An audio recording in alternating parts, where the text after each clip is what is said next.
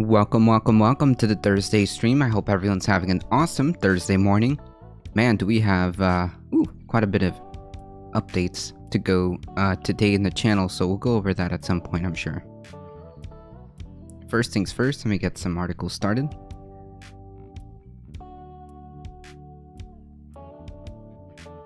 Hey, spread it forward, how's it going? It's the final countdown. Drew. Poggers.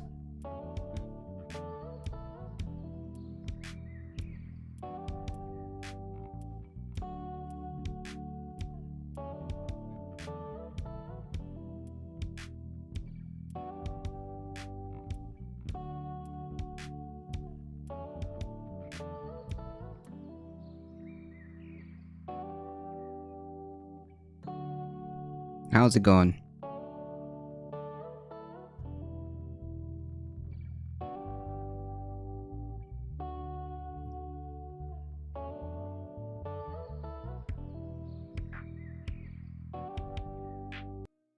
What's up? Hope you're doing all right. I'm hanging in there. We've got some good news, actually. We finally got some good news.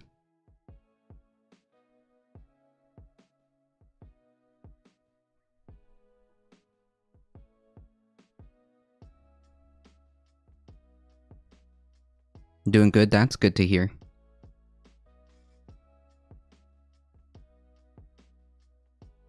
We must do everything within our power.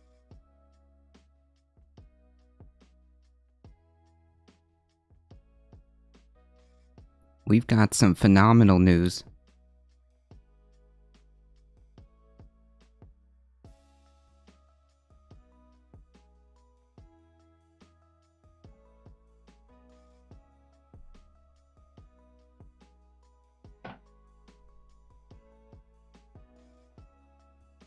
First and foremost, we are going to be doing what we are seemingly on the cusp of doing a collaboration with the Beccasphere, which I'm very stoked about, and I'm looking forward to having a discussion with her about the climate crisis. So I'm thinking that when it does happen, it's gonna be great. All right, it's gonna be great. No one is gonna collaborate better than we do. Okay, folks, the collaboration will be like people have never seen.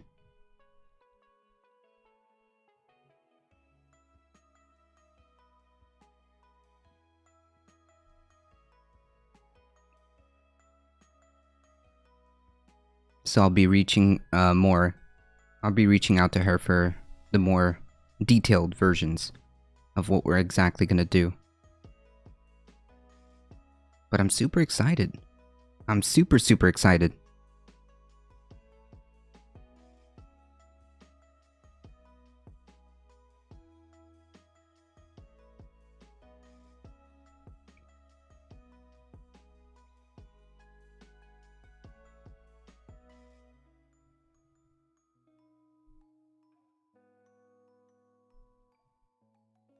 Alright, folks, we've got the next stage.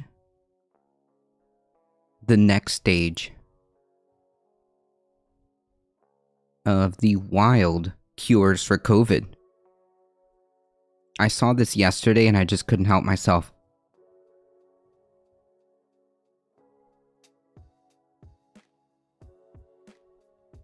I'm not a doctor.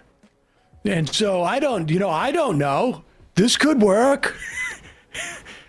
I hope people know that I'm joking. Disclaimer. We are not doctors. We're not doctors. Yeah. So there's no way we can assess the validity of this. But we're just trying to give you all the information. Trying to give you all the information. You want to throw the kitchen sink at your COVID, you want ivermectin, you want hydroxychloroquine, you want, zinc, you want vitamin D, and you also want maybe this newfound cure.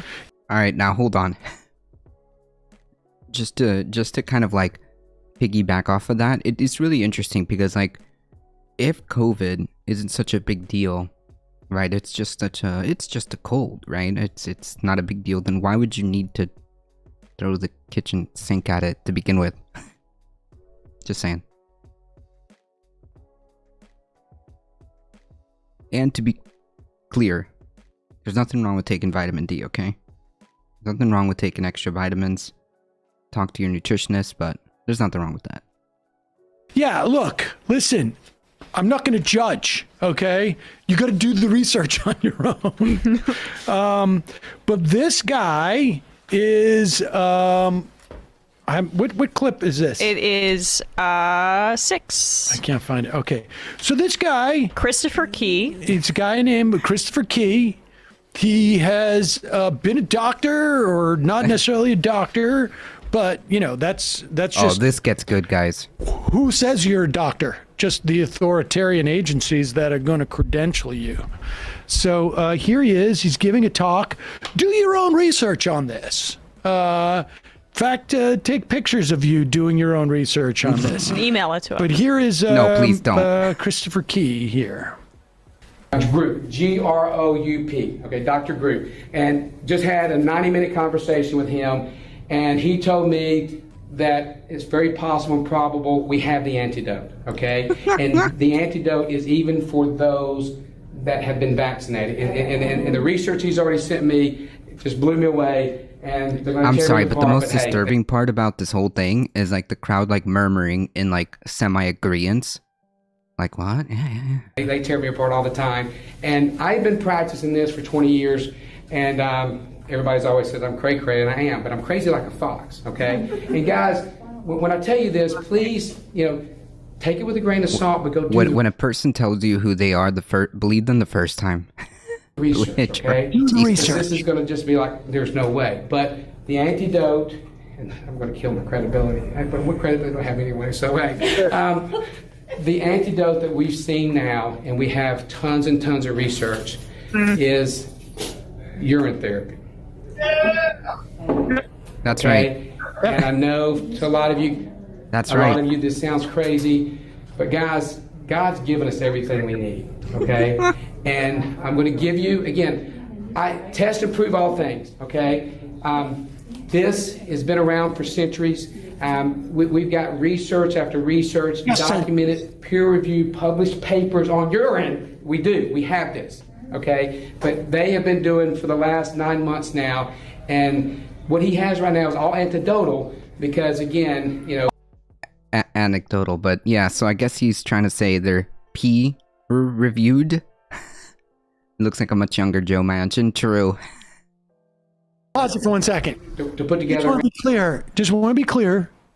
It's anecdotal. This information is anecdotal. Right. And so there's no data, of course, because It's just the antidote. Your urine is reportedly the antidote. I think he's saying anecdotal. Anecdotal. But let's just say It works for both ways. But he's not a scientist or a doctor, so... PhD, people are doing PhD are doing the research here. Like, just be clear here. It's anecdotal, and that's only because we can't get enough people to drink their own pee. But we're working on that. So, but look, do your own We need research. clinical trials. Do your own research. We need Do your own criminal I trials. missed my chance to help on this research. Yeah, project. here we go. We need criminals. Let's just hear them out. Hear them out. Because I don't want to be authoritarian here. Double blind placebo study with this is kind of tough, but I'm going to give you some stuff. I know the chlorine dioxide was rough enough, but now drink urine. I read something about the urine thing. It's sterile. So It's sterile. No, it's Guys, not. Please, because No, do not. No, it's not. Okay, it's not. Please, don't. No. He's willing Every to- night my prayer since all this happened has been to find an antidote for this vaccine. Because guys, I know vaccines. I've studied vaccines for 23 years. There is no vaccine I would ever take, but this vaccine is the worst bioweapon I've ever seen. Wait. Did he say that there's no vaccine that he would take ever? Vaccines for 23 years. There is no vaccine I would ever take, but this vaccine There is is the no worst. vaccine I would ever take. I'm sorry, but like he's tripping up over his words. He meant, He meant anecdotal instead of antidotal. So I don't know if he meant that there isn't a vaccine he wouldn't take, except this one. I don't know if that's what he meant, but Jesus, yeah, drink your own pee to own the libs. Do it. Bioweapon I've ever seen, and what keeps me It's up not all a night every bioweapon. night is I don't know how to cut it off. Okay, I know how to fix almost everything, but this right here, once you Remember, he's been doing research for 23 years. inject that mRNA technology, me and my friends are like, we have no idea. And I literally We just know you had have this no idea. conversation with Dr. Gru, and I trust this man's my life with this man.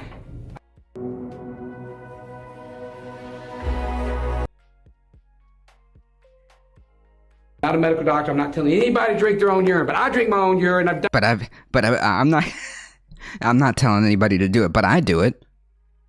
And I started this off by prefacing saying that I've done over 20 something years, but I'm not telling anybody to do it. Like, this is like definition of like stochastic, right? You're not, I'm not saying that people should go to the Capitol and do do an insurrection. I'm just saying that there's no other viable recourse. The elections are rigged. Republicans aren't even on board. The Supreme Court is rigged. All the 60 plus cases rigged. The electoral machines rigged. The rules rigged. I'm not saying to do. I'm peaceful. You guys have to be peaceful. I'm not saying do anything, but I'm just saying. I'm just saying. Like, this is the exact same analogy. Literally the exact same analogy that this guy's doing to God knows how many people. And clearly this guy is off his rocker. There's no other way of describing it. drink my own urine for the last 23 years, and I'm still alive. And Oh, wait. Oh, so he's been drinking his own... He's been drinking... This guy saw like an episode of Bear Grylls. He saw that one episode of Bear Grylls, so that's why he did it. That's my story, and I'm sticking to it. He saw this like one episode of Bear Grylls and was like, "Yep, there it is. There it is." Hey, Bike Shop Guru. Dr. Groot from Guardians of the Galaxy. Yeah, like he saw that one episode of Bear Grylls and was like, "Yeah, this is what I have to do." And furthermore, he said that he's been researching things for 23 years, but now he's saying that he's been drinking his own urine for 20... Is he like the control... Is he like the trial? Is he the human trial? Is that what he's doing? Is that what he's doing? And furthermore, COVID hasn't been around since 23 years. We've had different types of coronaviruses and stuff like that. Very interesting that he was dead silent about the efficacy of drinking urine back then when we had the first SARS outbreak, and weirdly enough, he was totally silent on the other types of kind of family of coronaviruses that we've seen in the past. He's been doing this for 23 years. Surely something would have come up. I drink bleach. Not bleach, I drink chlorine dioxide. But anyway. Oh, and now he's telling people to drink bleach, but not really, but do it, but not really, but not that kind of bleach. Oh my god, this guy's off. This guy's way off base. Oh man. This guy's way off base. Okay. So, I hope... I hope that it doesn't need to be said, but I'm going to say it anyways. No, there's no evidence to suggest that drinking your own urine is going to be the antidote to COVID. Okay? No. There's legitimately zero evidence to suggest, to even begin to explore the idea of drinking your own urine to alleviate COVID or cure COVID or whatever he's trying to suggest here.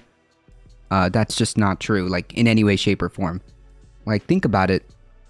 Urine is what your body is trying to get out. Why would you put that back in, okay? Like, it doesn't make any sense from any... Like, even if you're not even a doctor, or, like, trained in any medical expertise or health expertise or nutrition expertise, like, just common sense, people. If your body is trying to get rid of things, why would you put it back in? Just think about it, right? If your body's trying to get rid of all of these excess, like, not chemicals, like excess proteins or whatever it is, that is, that compiles said urine, why would you want to put that back in your body? It's trying to get it out. There's a reason for it. Like, and of course, again, it's wild that in 2022 we have to say this again. Do not drink bleach. Okay? Do not drink bleach. Do not drink any sort of no. No. You will severely you will end up in the ER. You will have severe problems. Do not drink bleach. Do not drink bleach. Look into this. I've got your chlorine dioxide, and now I'm going to turn it over to David. Oh, thank you. I like when he goes right up to the camera. I drink my own urine. God. I I've been will doing it say for 23 years. Listen, I don't want to. It's one thing to make light at this, but I will say this: that in over 25 years ago, I did do a small, low-budget movie where I did have one of my characters drink their own urine, just as full disclosure. And so it's not like I'm just you know. You're not averse to I'm it. not dismissing this out of hand. I know that people do drink their own urine. It is Urine sterile. therapy, it's called. It's urine therapy. Oh no. So this cures the vaccine. It is one of the ways to reverse the effects of the vaccine. Now, He's making, he's turning lemons, the vaccine, into lemonade. that Oh, brings no. up Dan Bongino. Didn't he drink his own? Yeah, Bongino's safe probably then. Yeah, but Why are they trying to make their fetishes into like medical treatments? well, look. I mean, I'm sorry, I didn't do my own research. there's a good chance, and I think this is just anecdotal too, or anecdotal. Antidotal. I am quite sure if you drink your own urine, you will find that your cell phone reception not necessarily great. Wow. Yep. It'll reverse the gains that you make in the cell phone reception from your body. You will not be getting the same 3G, 5G sensitivity that you had once you had the vaccine. That's good. It is sterile though. It's sterile. No, it's not. Wait, no. Hey, Thinking Sabercat. No, I'm good. I had a Gab account, that's still out there. I'm good. I've seen enough. Yep. So there it is. Well, wouldn't your urine have the vaccine in it? No. God gives us everything we need. Yeah, Emma. So wait. Okay, just to be clear, no. Alright, well, actually, okay, hold on. From what I understand, and anybody can correct me if I'm wrong. From what I understand, the contents of the vaccine exit your body within 72 hours. So I guess if you recently took it, it might be parts. Come on. It's been The parts that aren't used, obviously, would be excreted. Yeah. processed through the kidneys and stuff like that into the There's anecdotes. a school of I did Hinduism not where drinking realize RP is that the part of the kidneys lifestyle. contain- Yeah, but maybe. But the point being is that no, it's not a cure for COVID in any way, shape, or form. And the Holy Spirit. Well, yeah. Don't sense. come. You come around here. See, that's the classic lib authoritarianism that we expect from Democrats. True. Wouldn't your urine have the vaccine in it? I just, Yeah, good one. Nice try. I mean, Yeah, I just don't go know. tell George Soros, mission accomplished. Why are liberals standing in the way of possible cures with their censoriousness is what I would It's say. unbelievable. It's just you'll You poo-poo want everything. anything that could I'll possibly... Urine in what? healthy You'll poo-poo individuals everything. naturally contains bacteria, so yours isn't quite as clean as myth have led us to believe. Yeah, I exactly. That's true, Bike Shop. It's not sterile. Think about that for a minute. Your body expelled it for a reason. Exactly. In a survival situation, you can... Yeah, okay, yes. Thinking Sabercat, yes. Dude saw an episode of Bear Grylls, and that's where he got his information. That's literally what I'm gonna go with. That's literally what I'm gonna go with. This dude literally saw a episode of Bear Grylls, and that's how he arrived at this conclusion. but this is not a survival situation, okay? The whole point of this is to make fun of a dude who's unironically telling people to drink their own urine to cure COVID, right? That's the whole problem. That's the whole point. That's why we're making fun of him. Look, this is the thing. And I guarantee you. Yeah, it is gross. Guarantee you we're going to see this, and it's incredibly gross. The fact that, like, again, this is like we're levels removed.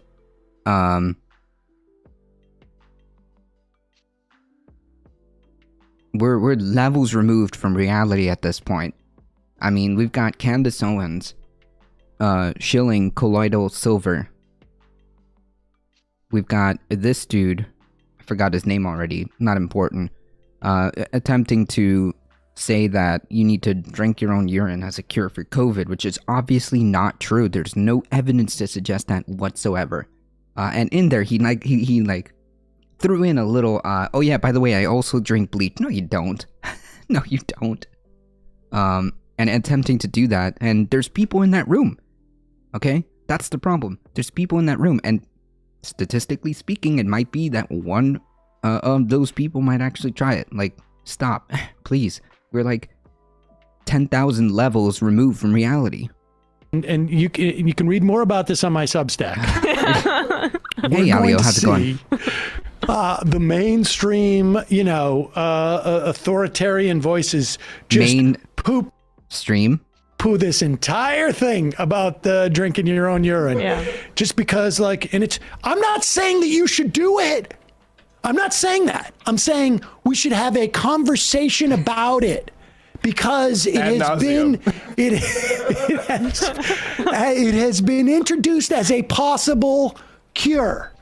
And it would be irresponsible not to discuss it.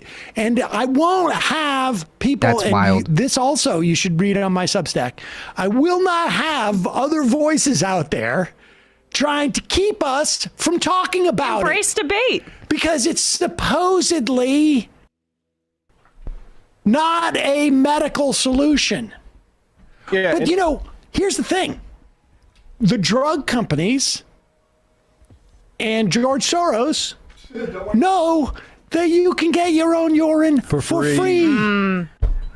Big pharma. They don't want you to know about it.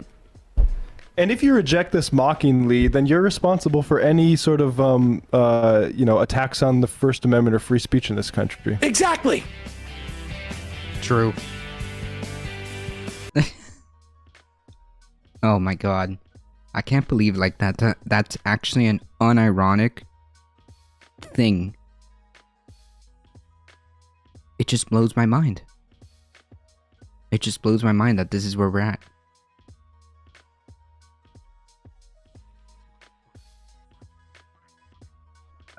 I'm literally flat. Like, I want to I want to scream, but I can't help but just laugh at this point. QAnon makes the Princess Bride film a documentary? No. I don't know if I would use that as a comparison.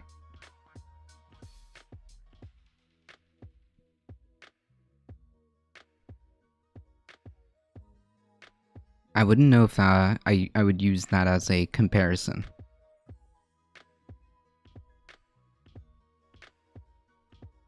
But yeah, at this point, like,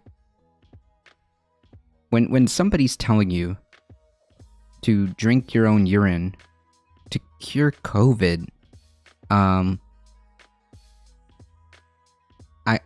think it's safe to say that we can just ignore those people and make fun of them. Those who follow Lucifer debase themselves in all kind of manner. What the heck does that mean? The fuck? First of all, COVID makes human taste absolutely to the aliens, and it's an effort by yes. It's an effort by George Soros working with NATO to deter an alien invasion from the store. I wish I could do an Alex Jones impression, because if I could, that's how I would be reading that comment. Hold on. I don't even know if I could go like that deep in cadence or tone. I'm gonna need an Alex Jones clip. How do I find one that's not like... How do I find one that's not,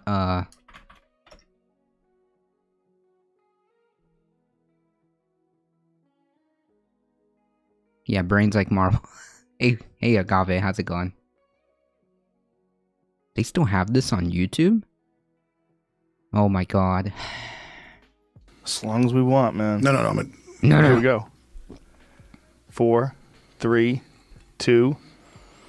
Yes, Alex Jones. We're live. Wow, it's good to be back for the second Wow, it's visit. good to be back, Joe. It's good to be here, man. It's good to see you. We've got Trump meeting with Kim Jong Un. We've got the Alright, first of all, COVID makes human taste absolutely awful to the aliens, and it is an effort by George Soros, Joe. It is an effort by George Soros. You hear me? You hear me, Joe? It is an effort by George Soros working with NATO to deter an alien invasion from destroying democracy. You hear that, Joe? Whew. Okay, that took a little bit. that took a little bit by a little bit of effort.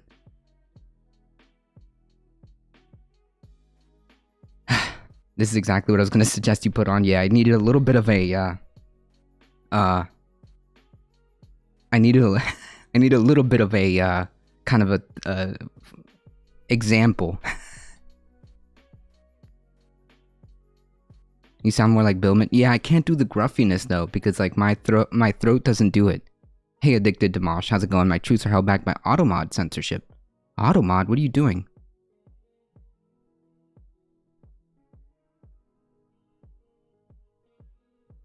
Okay, there we go. Free speech is when golden shower. True. They hand over the mic to make it sort of Bane gravel. It's good. Okay, I tried to make it because I know that you get a more, how do you say, grungy, nasally kind of voice, when you do it like that. Because, so quick story time. So I am a musician, and part of the musician aspect of it is doing vocals. So I know that if you get like a good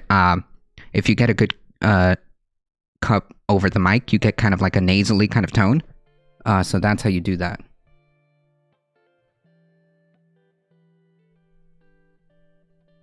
So I tried to compensate for my inability to make gruffy like that, like grunge.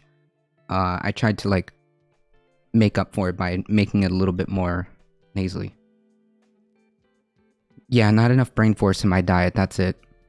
I'm just memeing Twitch Automods, these wild. Yeah, like I have to do it though, because I have to do it. Grunge nasal is a good description of the general Alex Jones quality. Yeah. Like I said, I've been around. I've been around when it comes to music. I think somebody clipped it. We're live. Wow, it's good to be back for the second Wow, it's visit. good to be back, Joe. It's good to be here, man. It's good to see you. We've got Trump meeting with Kim Jong Un. We've got the Alright, first of all, COVID makes human taste absolutely awful to the aliens, and it is an effort by George Soros, Joe. It is an effort by George Soros. You hear me? You hear me, Joe? It is an effort by George Soros working with NATO to deter an alien invasion from destroying democracy. You hear that, Joe? Whew. Nice. Meme. Nice.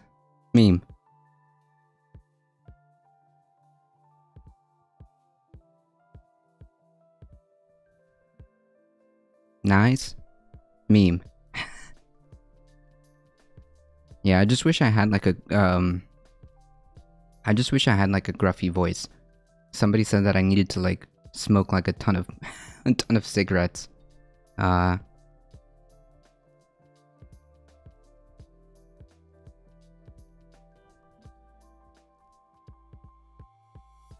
Yes, COVID is a coronavirus. Yes, that's true.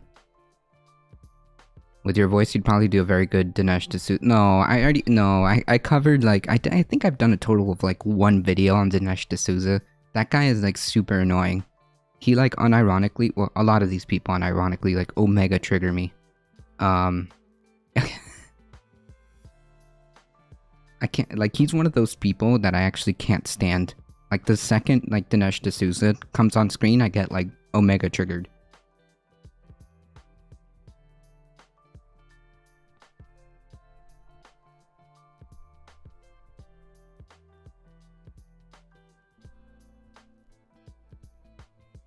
Trump called Biden stupid, and Lindell says he has proof and will get people arrested now. What? Wow. You know, because Mike Lindell has totally had evidence the first 10,000 times he's claimed he's had evidence. Amazing. Is there like an article? I think you said that before. Maybe I just didn't catch it. Hold on. Yeah, I think you said that Mike Lindell is trying to get people, or has enough evidence to get people arrested. Well, release it then. What you waiting for, buddy? You said you had evidence the other time, the other 10,000 times. Go for it.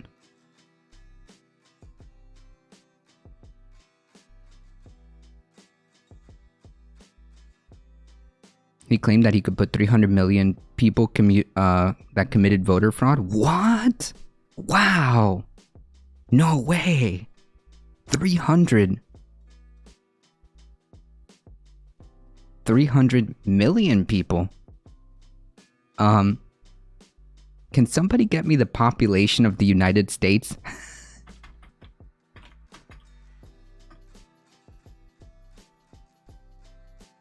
We'll use 2020.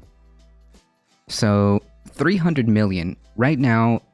Well, at 2020, which was just as a, I guess, point. Just as a point, because the election was in 2020. 329 million people live in the United States. Furthermore, how many of those people are actually eligible to vote? Furthermore, how many of those people actually voted? I mean, like, like, come on, guys. I mean, seriously? Pillow Guy said he had evidence to put 300 million people in jail, only 140 million voted. Yeah, like, none of it makes any sense. So, what you're saying is there must have been some amazing conspiracy to have 300 million people implicated in some type of fraud or whatnot. I guess I'll leave my wrists out for the mail slots of cops to cuff me because they must be on their way, true. One of the crazy headlines on Rumble today was that Hillary Clinton and Michelle Obama are running against Trump in 2024. Oh, I got something for that.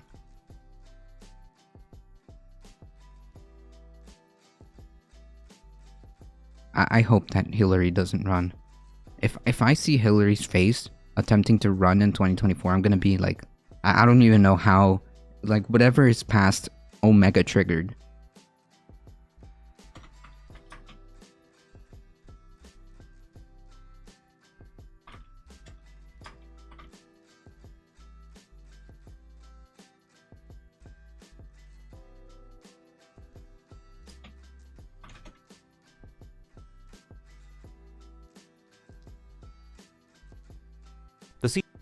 New long-form public affairs television provider.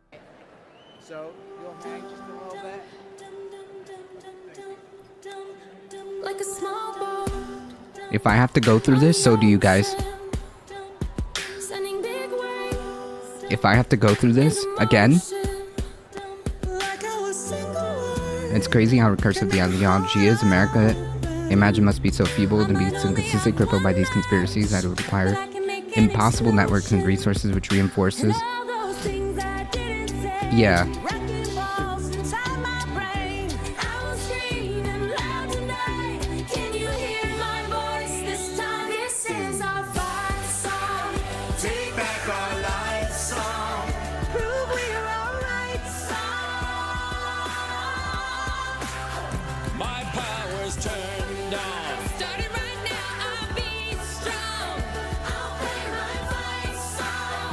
If I have to go through this again, I've still got a lot of fight left in me. If I have to go through this again,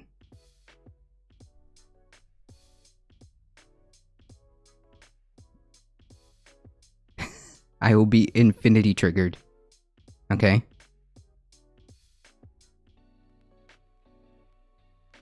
If I have to go through this again. If we have to Pokemon go to the polls again. I'm telling you.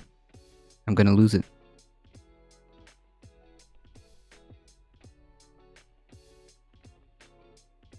I will leave America.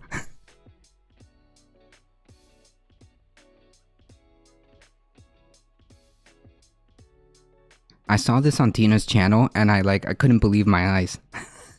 I couldn't believe my eyes. This actually happened.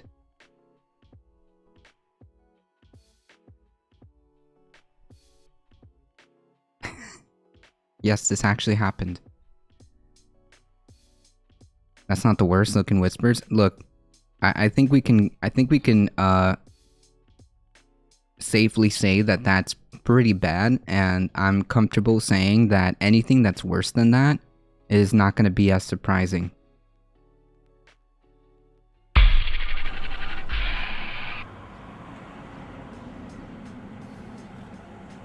Wait, is this a meme? Hillary! Hillary! Hillary! Hillary! Hillary! Vote for Hillary! Vote for Hillary!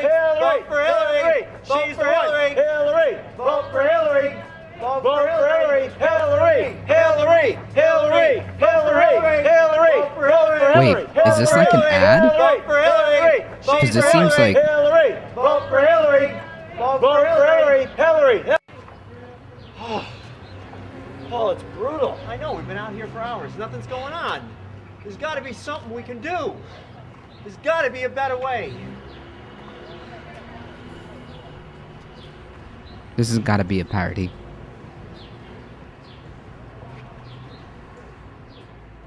Oh, this is in 2008? We need a woman in the House. Oh, no. White House. Hillary Clinton is the one. Hillary.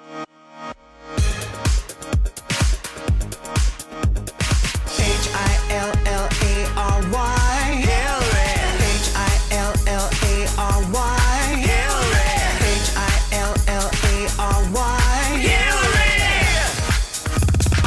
Hillary in the house.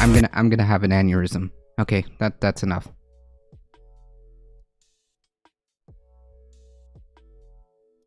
I genuinely can't tell if this was a parody or if this was a legitimate ad. I genuinely can't tell. Siscat coming in hot with a tier 1 sub. 2 months. Thank you so much. Good morning to you. Like, I honestly can't tell if this was like a parody or this was a like legitimate like Hillary for president thing. Yikes. Alright, so I need like some type of I need some type of like palate cleanser.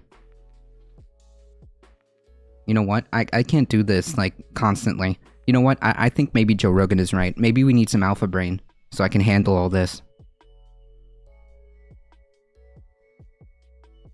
That's what I need.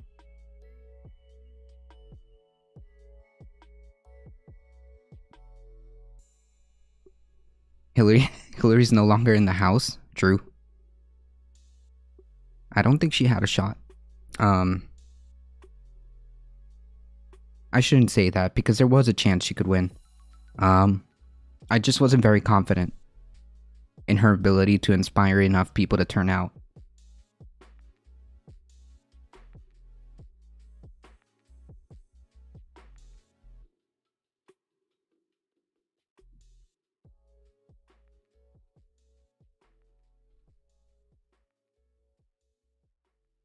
Frager you? The Alex Jones voice needs to be a regular incorporation into this program. I need to figure out how to, like, because that's always been a problem with me when I tried to do vocals. When I tried to do vocals for music, I've never been able to master that kind of gruffiness or kind of like grunge distortion voice. So I'm gonna find out how to do it at some point, I'm sure, and attempt to do it live, or figure out what I can do to modulate my microphone to make it to make it work. It's possible. It's not impossible. I'm just saying it's hard for me because that's not really my my voice isn't made for that. You need like a soundboard. I have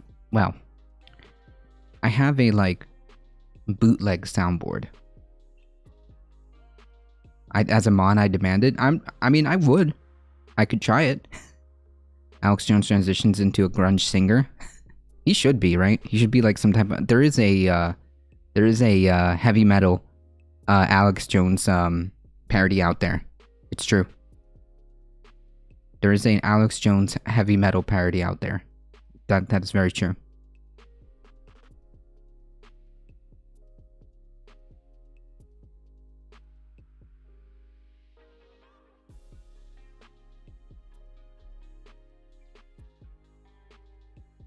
Can somebody get me that Mike Pillow guy? The Pillow guy interview? Hold on.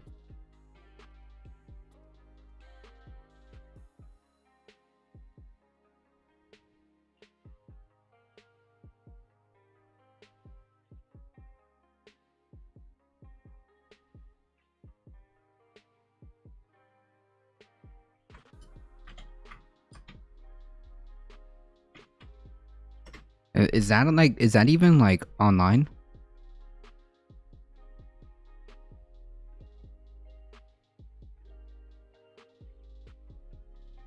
As adding Alex Jones quote, there's so many.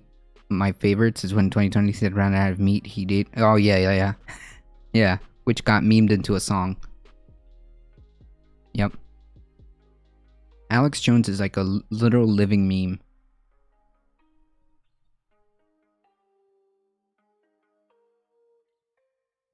Where is this interview? I'm trying to look. Is it on YouTube or do I have to find it on the Twitter?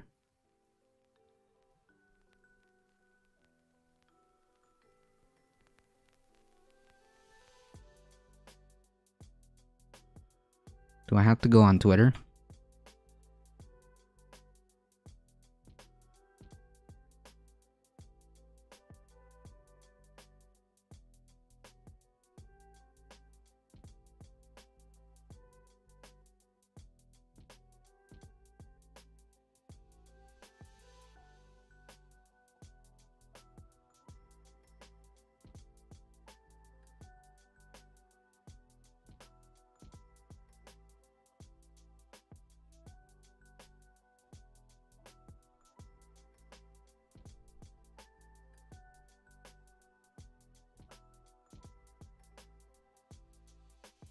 Bread Crochets. I don't follow them.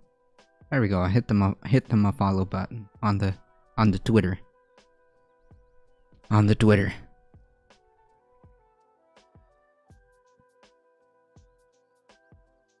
Yeah, I had to go on Twitter to find the clip.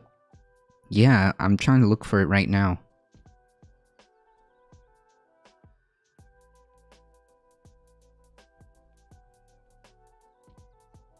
Oh no, do I have to actually put in Mike Lindell? No. That's gonna mess up my... Oh, I think this is it. That's gonna mess up my timeline. But I think this is it. Everything you're going to see over these next 7 months to get rid of the machines. You're going to see the Supreme Court case coming out. All these great things, everybody. By the way, you can find more at frankspeech.com. I'll put that out there. There are so many. I'm more optimistic today than I have been yesterday, the day before that. I'm on an incline like this. Why? Because it's so amazing. All the things that we have, we already have all the pieces of the puzzle. And you talk about evidence. We had enough evidence to put everybody in prison for life, 300 some million people. Wow. We had that all the way back to November, December. No way. But what we have are these other things that had to happen, which was all evil revealing itself. I mean, evil's popping up like pocket gophers. I mean, they pop their heads up. It's whack-a-mole, right? I mean, it's everywhere. And that all had to be I love how she's like... Yeah. Okay. So that we can fix it. Everything you're going to see over these... Isn't he being still being sued for billions for exactly this? Yeah, he keeps digging his own grave. Honestly, I think that this dude is going off the rails because of this very thing. I think that he is, I honestly think he's going more and more off the rails because of this lawsuit, because he knows that he has basically everything on the line, everything, his entire livelihood. He'll be sued to the tune of billions. I think 1 point something was the lawsuit, 1 point something. And he is on the cusp of about to lose everything. And I think he's just going like, I think he's just going out of, like, spiraling out of it, out of control, because as he realizes what the outcomes could possibly be, imagine, like, he's facing, literally, he's about to lose everything if he loses this case. Pillow Brains Lindell makes South Park look intellectual. Maybe it's a 60 insanity plea. I mean, jeez. What an act, then. He must be the best actor. Oh, sorry about that, Agave. Yeah, I don't have, like, links activated, so if you ever want to send me something, just hit me up in whispers. That's fine. Best Lindell interview was with Pac-Man. Didn't he, like, rage quit that one? I forget.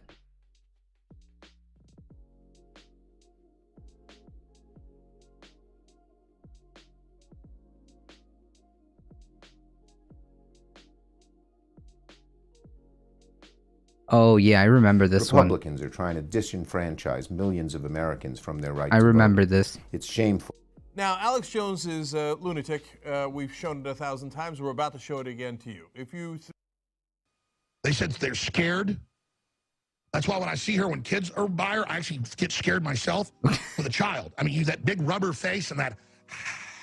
I mean, this woman is dangerous, ladies and gentlemen. I'm telling you. She is a demon. This is biblical. She's going to launch a nuclear war. Biblical, folks. She's going to launch is this where this, like, is this where this nonsense was coming, that, like, people thought that she was gonna, like, launch, like, World War III or some nonsense? Is this where all this is coming from? The Kraken's defense? Oh man, Sidney Powell. Yeah. Sidney Powell's defense. She claims that no sensible person will ever believe her claims. Yeah, it's the Tucker Carlson defense, exactly. That's usually the best thing that you can do when you're into this, when you're backed into this corner, right? It's just memes, guys. I'm just, no. Whoa, I'm just, well, no sensible person would believe any of my claims. I'm just a memeing. I'm just a memeing. Alex Jones is paying lost lawsuits. Yeah, he's lost his 4, I think, for Sandy, the Sandy Hook conspiracies. Hey, Thundera, how's it going? It always goes back to Jesus, true. Right, it's just entertainment, guys. Just a prank, bro. Relax. Mr. Geek, rating with a party of 6. Thank you so much. Welcome, everybody. How's it going?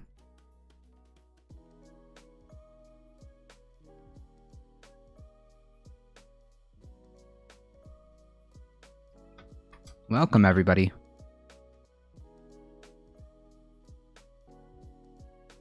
Doing good, how about you? Chillin'. Everybody, please go check out twitch.tv/MrGeek. Go hang out with them, alright? While they do some editing and some memeing. Go hang out with them. They're good peeps, I promise. Oh, the Frager View video.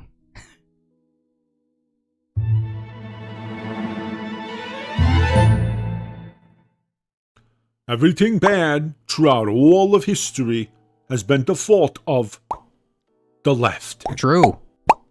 Everything good throughout all of history has been because of the right. True.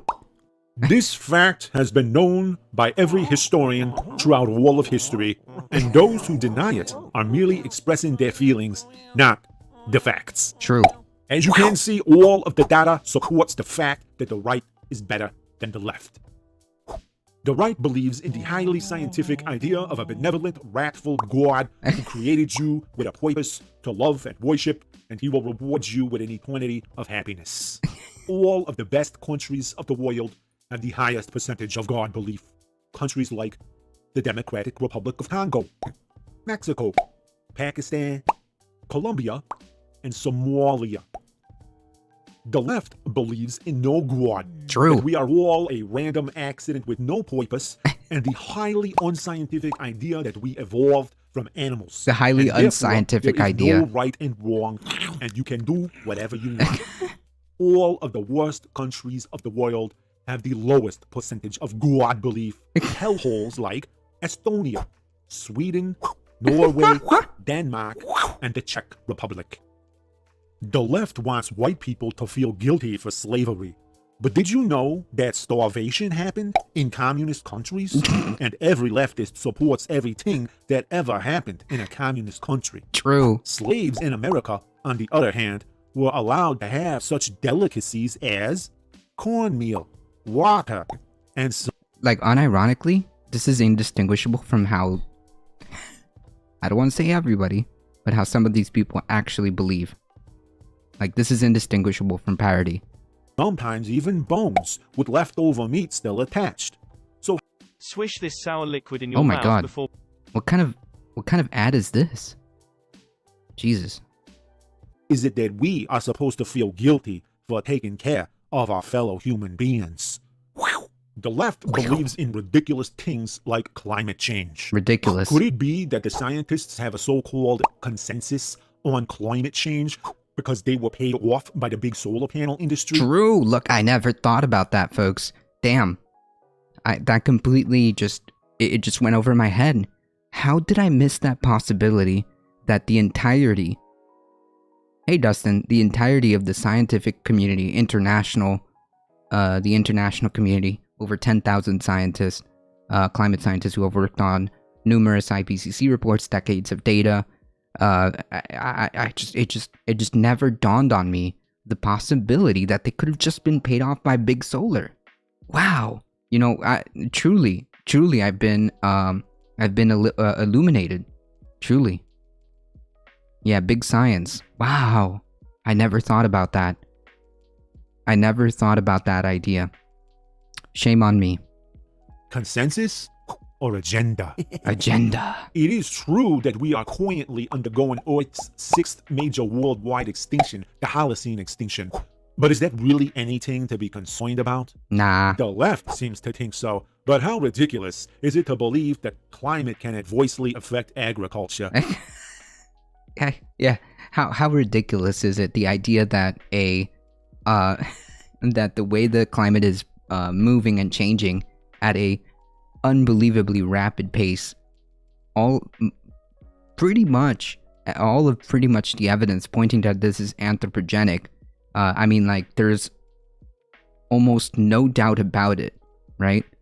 According to literally every climate scientist, every single point of evidence seems to suggest that it is anthropogenic. And how is it that you don't see the possibility of a changing climate not messing with the ability to grow food, which, by the way, is already happening as we speak. Make equatorial. Just look what's happening in the Midwest, right? The massive floods and drought periods are becoming longer. Things like that are massively affecting agriculture. The whole water supply issue. Yeah, all of this is causing massive problems. Areas too hot to survive, drive mass migration, and affect human sustainability in the near future. True. Meanwhile, the very wealthy fossil fuel donors who support us obviously have no vested interest in discrediting climate change. Obviously. That's because the right believes in the undeniable scientific fact that a mischievous fallen angel known as the devil will trigger the actual end of civilization at any moment without warning. True. Even right this very second, only to eventually be defeated in an epic battle as God's son returns to the earth and raises the dead. Obviously, the left is living in a fantasy land, while the right, once again, believes in facts over feelings. The left wants there to be a big government that will allow you to do whatever you want to your own body, like take drugs, have relations with people of the same gender, or even to have gender reassignment surgery. But the right believes in a small government that will arrest you and put you in prison for inhaling plant smoke. This That's allows right. consenting adults from marrying a loved one of the same gender and restrict surgeries you may need, whether it be through the benevolent ideology we impose on Surgery. you or through the prohibitively expensive healthcare system we advocate. Clearly, the right favors freedom, while the left favors tyranny. Another example is that the left believes in cancel culture and thinks you should be fired for expressing opinions with which they disagree, even if you're just making jokes. True. But the right does not think you should be fired for expressing any opinions or making any jokes. Unless you joke about God, Jesus Christ, Christianity in general, you're openly gay or transgender, or you don't stand for the national anthem or fillet a veteran upon request, etc. The right does not believe in cancel culture at all. Not at all. Does Nah. They let out abortion laws. believe in the much more benevolent right to work laws, which means you can be fired at any time for any reason without legal recourse for wrongful termination, which is totally different and not at all similar to being fired for very specific reasons. Right. The left believes you should be able to discriminate against people based on their opinions. But the right does not believe you should be able to discriminate against people based on their opinions. Except for the really bad ones we don't like. And of course, because of the way you happen to have been born. The left favors a powerful, complex government because they don't understand that the state can be corrupt and incompetent. But the right does understand this fact. So we favor a very limited government with tax dollars cut from all social programs in schools and instead funneled directly into an extremely powerful military and militarized police force run by the corrupt, incompetent state. And a strict judicial system that will enable the corrupt, incompetent state to legally sentence you to death. So, if we successfully reduce the government to being nothing more than an apparatus of deadly force and brutal punishment, it would obviously reduce the chance for tyranny. True. This is why the right favors law and order, but the left Oh, man. does not. The left believes the poor should get handouts from the government. This is called welfare, and it is done because the left is lazy. True. They bribe the government with votes. But the right believes the rich should get handouts from the government. This is called subsidy, and it is done because the right works hard and lobbies the government.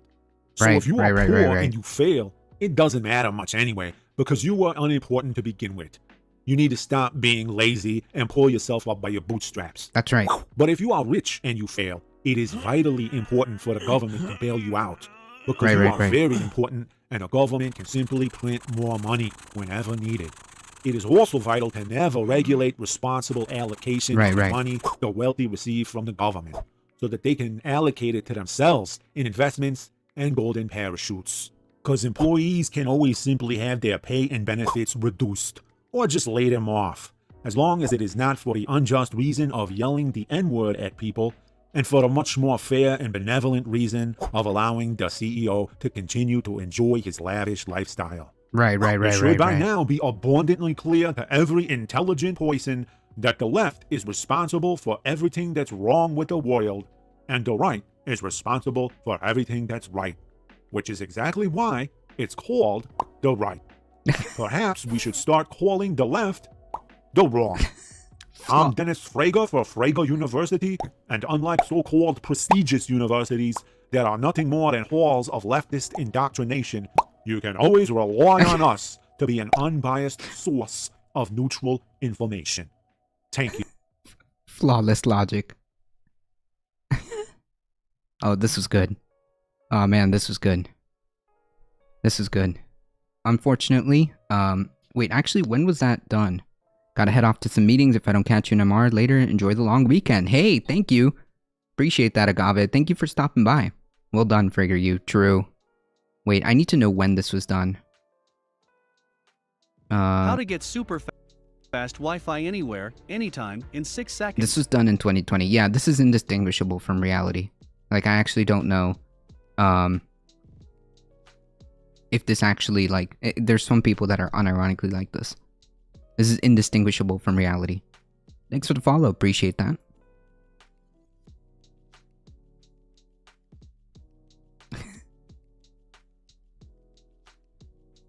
a nice meme.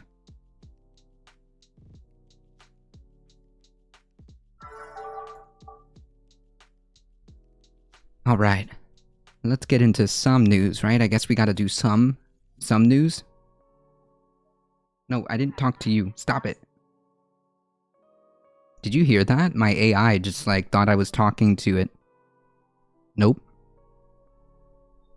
Yeah, well done, Frigger. You. How's it going, Dustin?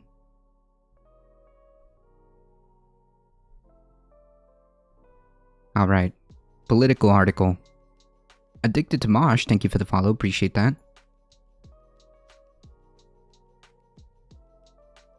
President Joe Biden is yet again sticking his neck out, okay, on Capitol Hill to save his agenda with a slim prospect for success. Just as he tried to resolve a myriad of disputes on his domestic spending plan late last year, Biden is wading directly into a protracted battle within his own party over weakening the Senate filibuster. After edging from a defender to critic of the chamber's 60-vote requirement to pass most bills, this has been a roadblock for many of his top priorities. Biden will visit the Senate Democrats on Thursday to emphatically argue for changing the Senate rules to pass a party-line election reform bill. Good luck with that.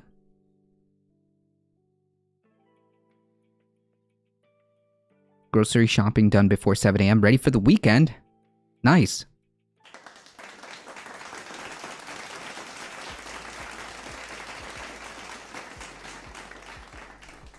I'm watching a lot of evangelical stuff, so much meme material. Yeah, that's, content. Content. Does once a week on YouTube? Okay, I'll check it out afterwards. Let's see.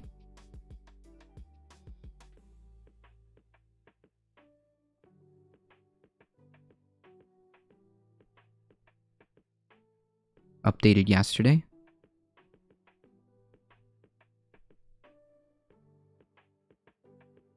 Oh no, yeah, this is 3 hours. No way, I gotta check this out on my own.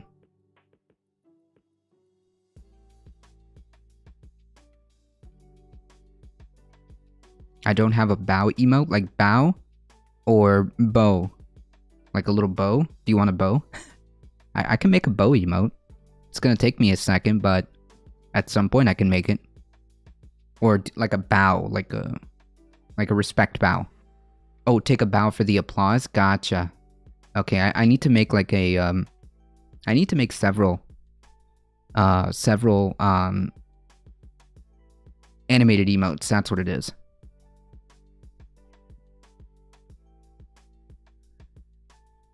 But it appears unlikely the president can move two of his party's most ardent filibuster defenders, Madam President Kyrsten Sinema and President Joe Manchin, off their defense of the Senate's supermajority requirement.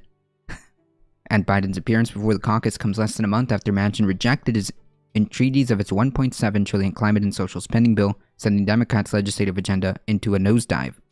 Biden and Senate Majority Leader Chuck Schumer responded to that setback by reorienting their agenda towards federal election standards and beefing up the Voting Rights Act, only to see Manchin get in the way again, along with Sinema both support their party bills but oppose unilaterally weakening the filibuster to achieve them. When asked Wednesday what Biden would say to change his mind, President Manchin only shrugged. Nice meme. They both live in Florida and highly critical of anti-climate change idiots. Oh, they're Florida, man. Nice.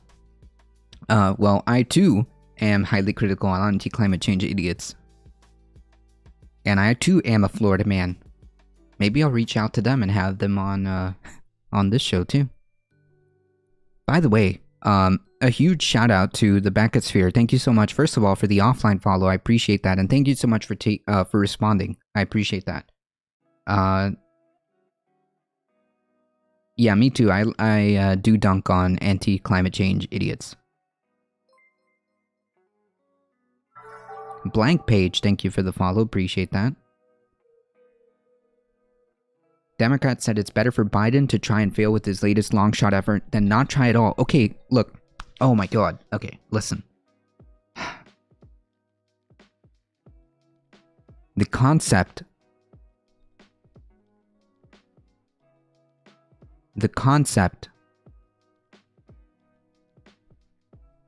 of attempting to deliver on your promises isn't the problem, okay?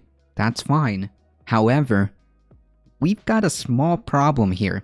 We've got a time limit, okay? We've got a time limit. Midterms are right around the corner, okay? You need to focus on what you can do right now, okay? You need to focus on whatever W you can deliver to the American people that's part of your platform right now.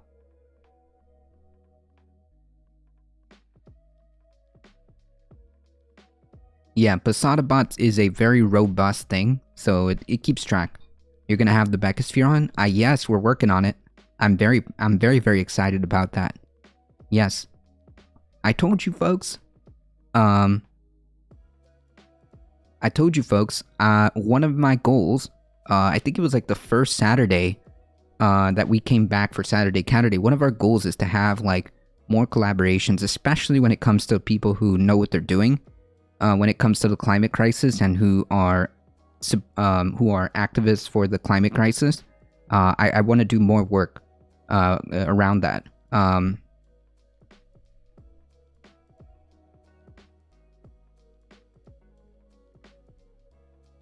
You got any spicy takes? Oh no.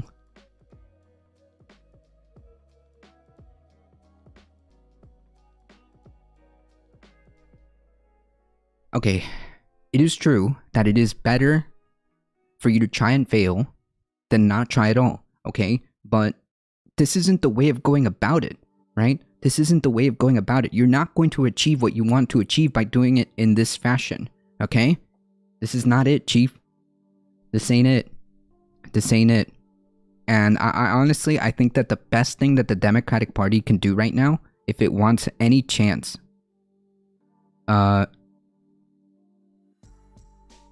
if the Democratic Party wants any chance, because it's already pretty stacked, it's not looking good.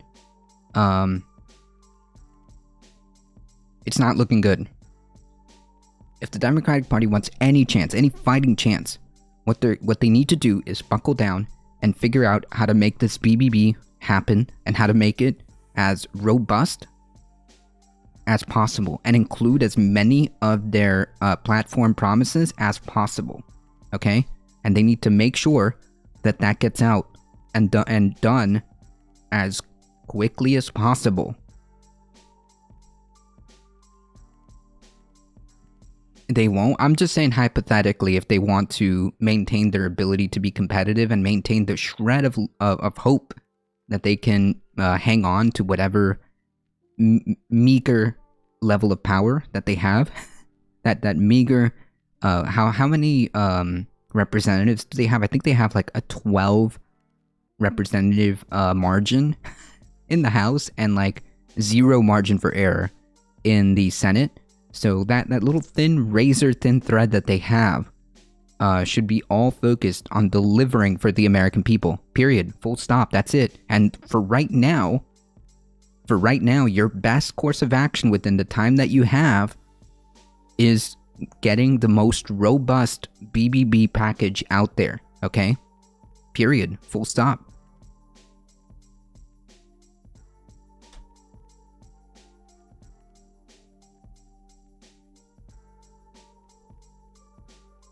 I'm not even sure how I got here, but I'm just listening for now. Hey, listen, you're free to hang out. DJ is a very relaxed 6'8". He's actually a replacement name, as I was following him back in the YouTube atheism days, as he debunked especially faith healers when he was oh no.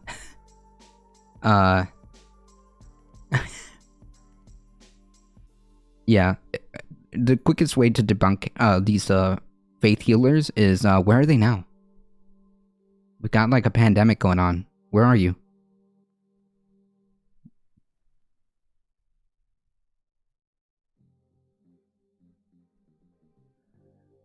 I don't know what more he could do, said Senator. After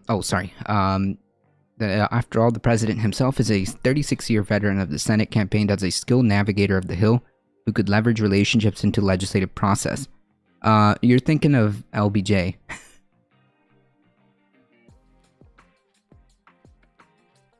You're thinking of LBJ. I don't know what more he could do. The party, said Senator Dick Durbin, the party whip. He can't use violence or coercion. He's got to try and persuade them. Yeah, obviously violent. What? What the hell is? What kind of statement is that? What kind of statement is that? He can't use violence or coercion. No, duh. No, duh.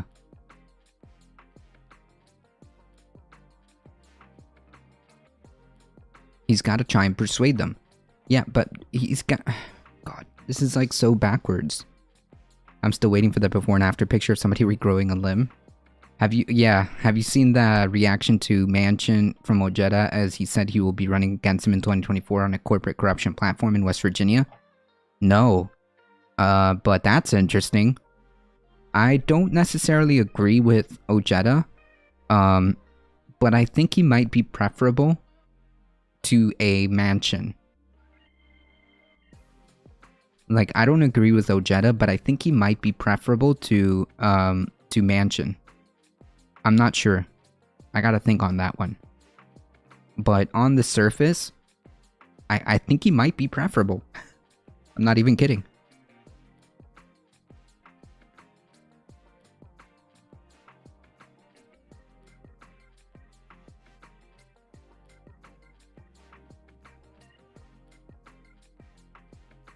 Like, at the very least, I think he'll be better than Manchin on climate change.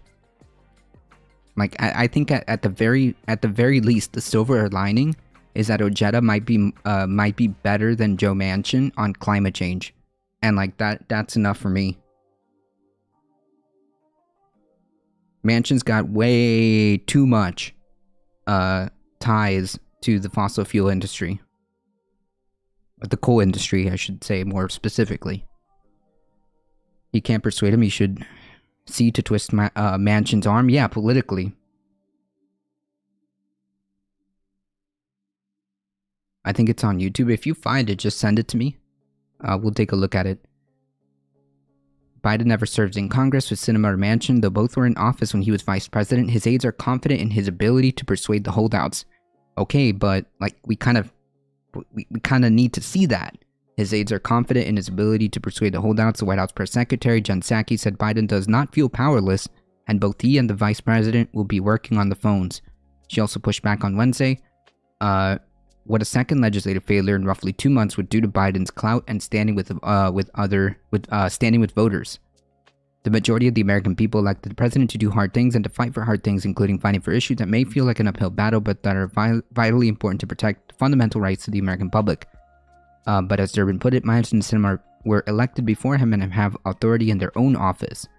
There's a real risk that Thursday will end with Biden and his party replaying rocky visits he made to Capitol Hill when he twice left House Democratic Caucus meetings without ironclad agreements to advance his infrastructure plan and to accompanying social spending bill.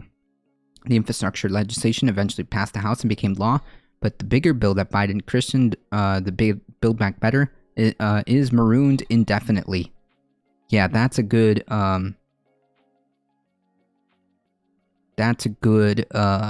way of putting it. Like, I mean, imagine like Jesus. Imagine being like on the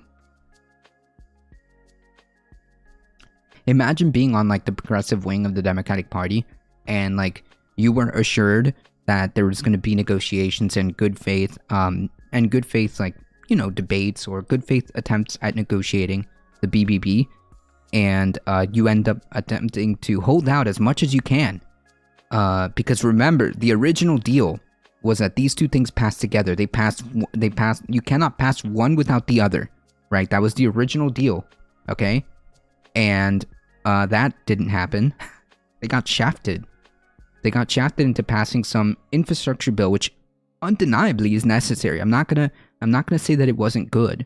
Undeniably, it was necessary, and it should have passed. I think it should have been done a long time ago. This was a no-brainer. But the whole point was that we had a negotiation on the table about the BBB and that standalone infrastructure bill, right? That was the whole deal, and that came out. That went out the window. Remember, the original plan of the BBB was twice that much.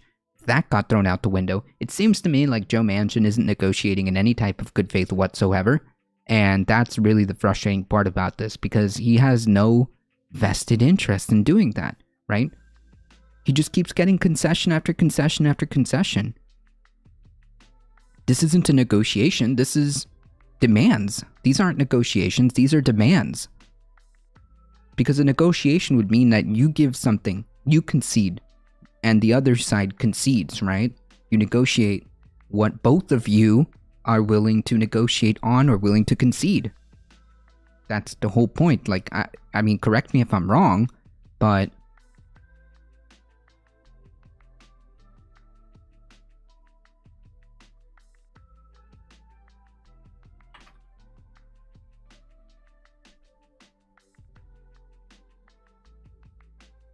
I mean, I'm pretty sure I know how to use words.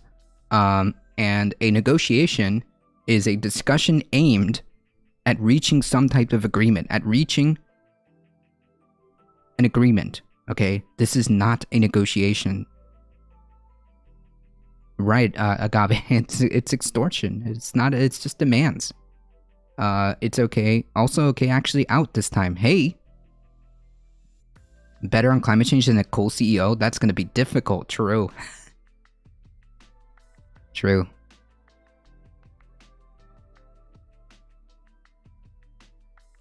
Oh, okay. Thank you, Sabercat. I think we got it right here. We'll take a look at this in a second.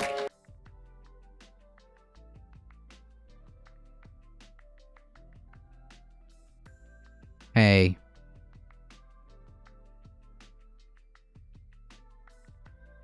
0.5, and Chuck knows that, and we can't. Alright, we'll take a second here.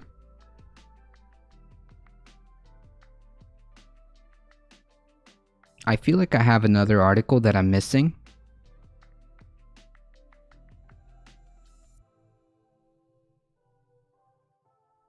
Oh, yeah.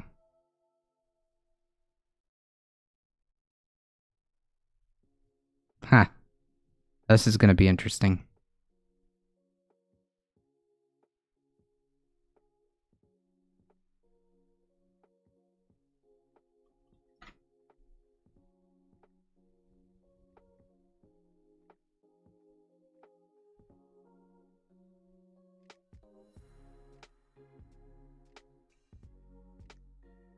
Alright, give me one moment, folks.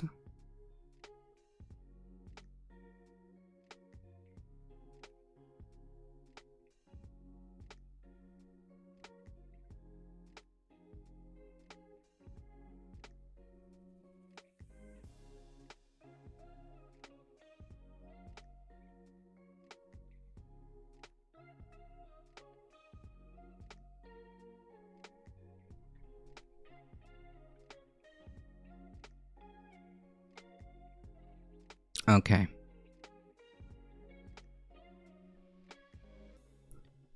Alright, continuing on our journey here. Biden and most Democrats are casting the election push in a far more dire terms than those two spending bills.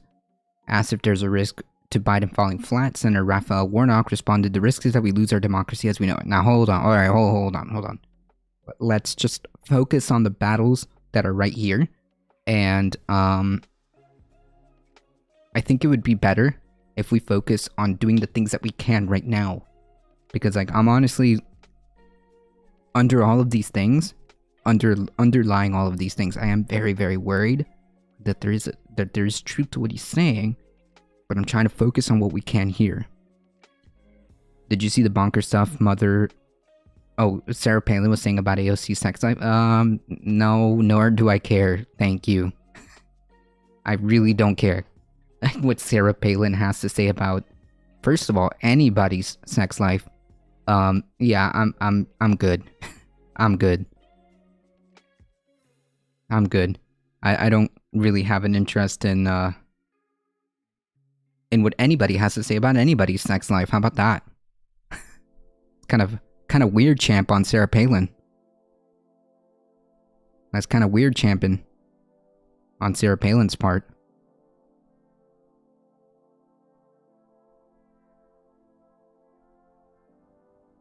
Senator Ben Cardin took a pragmatic view of Biden's ability to change the outcome. The president wants to do everything he possibly can to win this issue, and he's prepared to do things without knowing what the outcome is going to be.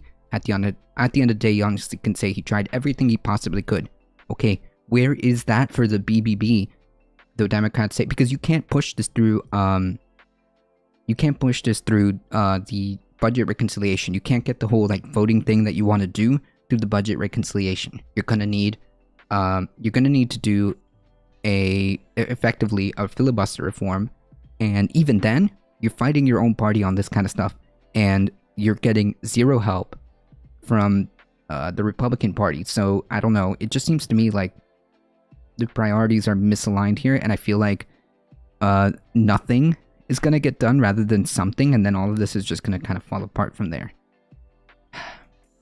Though Democrats said they would not blame Biden should their latest push fall short, another failure would come at the inopportune time for him.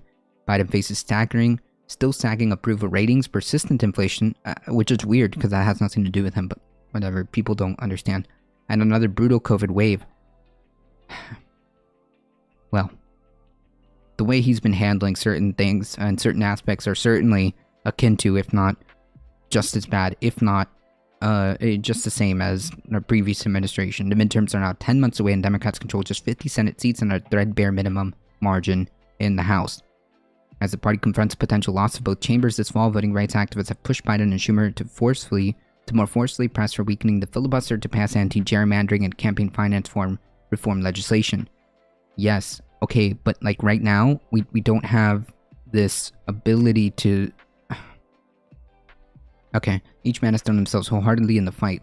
The White House has increasingly put the onus on the Senate in an attempt to show activists and Democratic voters that Biden is using the bully pulpit.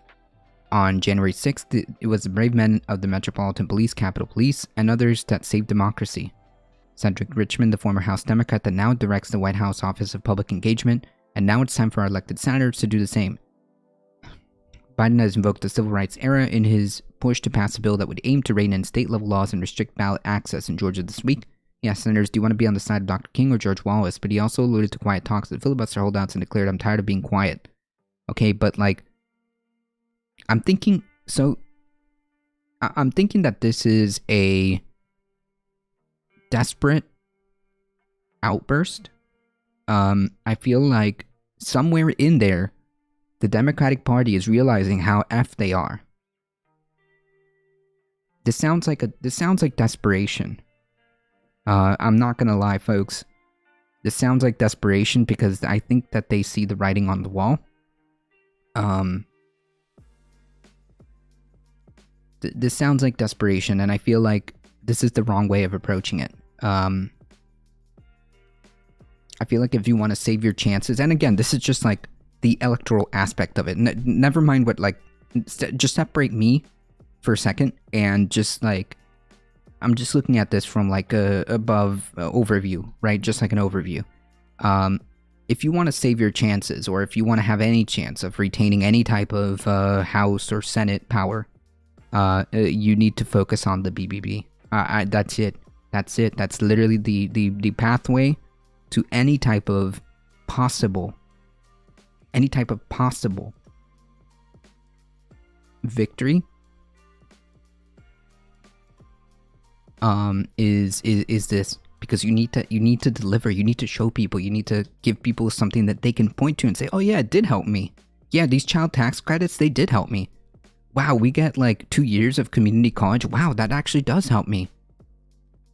What? Paid sick leave? Maternity leave? Parental leave? What? Universal pre-K? Oh wow, this does help me.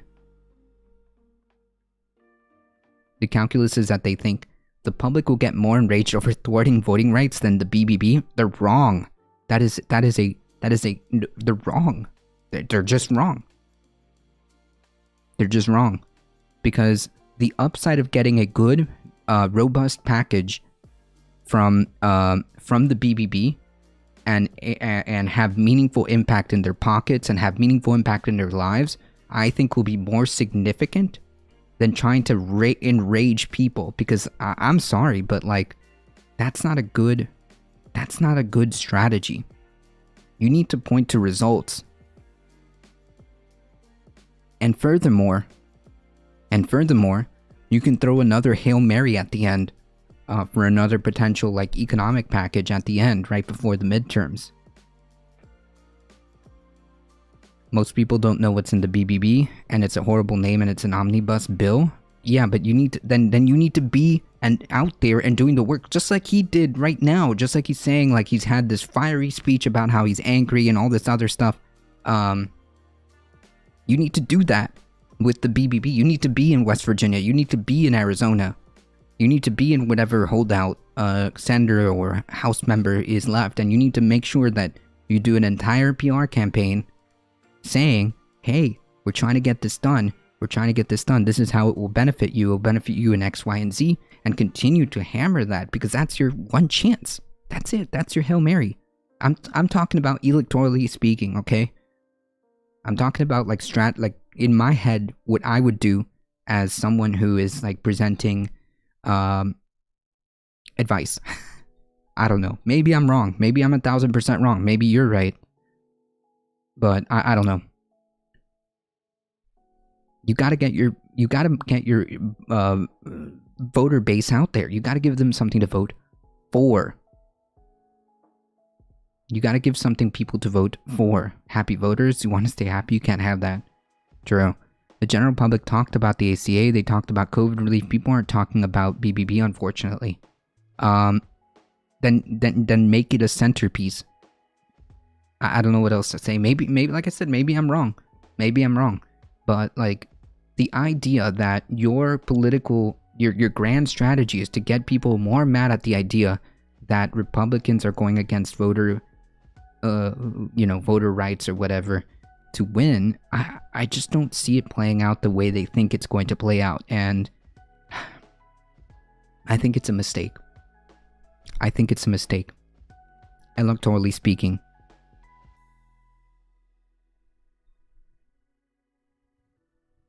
That speech was a direct challenge to the 50 Democrats, but it didn't move the needle inside the Capitol. Yeah, they don't have no reason. They've got the chips. President Manchin called it a good speech, but he had nothing new to offer to the yeah, he's good. He doesn't care. Sinema reiterated through a spokesperson her openness to debate on the filibuster as well as her support for the 60 threshold. Yeah, another, like, okay, great. This means nothing to me. I don't know what's going to move them. So far, nothing has, since Senator Mazie Hirono of Hawaii. Biden cares enough that he's going to come and talk with them and make the strongest pitch he can, then it's up to them. Biden's visit is the only piece of an intricate Democratic operation to move Manchin and Sinema. Democratic senators met with Sinema at length on Tuesday, and then a separate band of them huddled with Manchin on Wednesday. Those are just the latest series of private huddles focused on moving the pair towards support for the rule changes. There's also been a number of one-on-one conversations. Senator Bill Casey said he spoke to Manchin twice in the past days about an issue that's going to consume the Senate. There's a lot of engagement, and the president's obviously engaging. And the president engaging is obviously part of that. Benjamin P. Dixon Show, rating with a party of 9. Welcome, everybody. How's it going? Welcome, everybody. Hope you're having a great morning. Hope you're having a great morning. How's it going, Jam 2? Folks, if you haven't already, please check out the Benjamin P. Dixon Show in the AM. Alright, check him out. And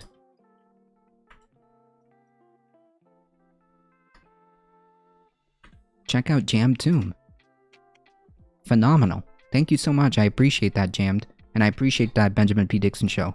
Thank you so much for the raid.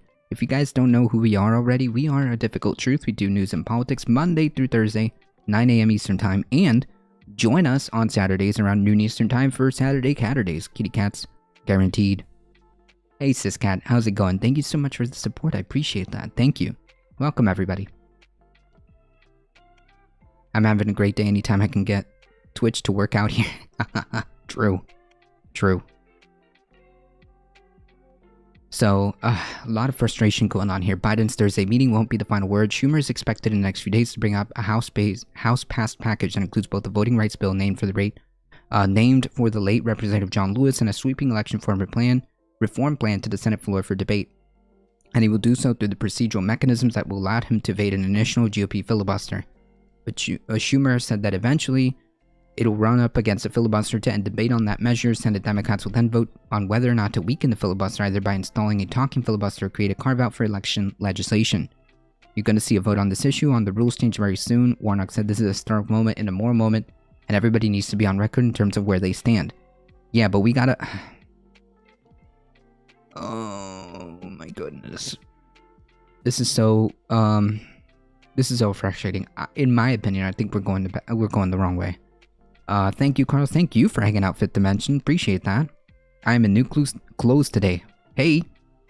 Also, part of the calculus is while Manchin and Cinema are against scrapping the filibuster, they are in favor of the voting rights bill to some degree, so they might bend and do a carve-out for that on the filibuster. I don't see it. You may be right. They may end up doing it, but I'm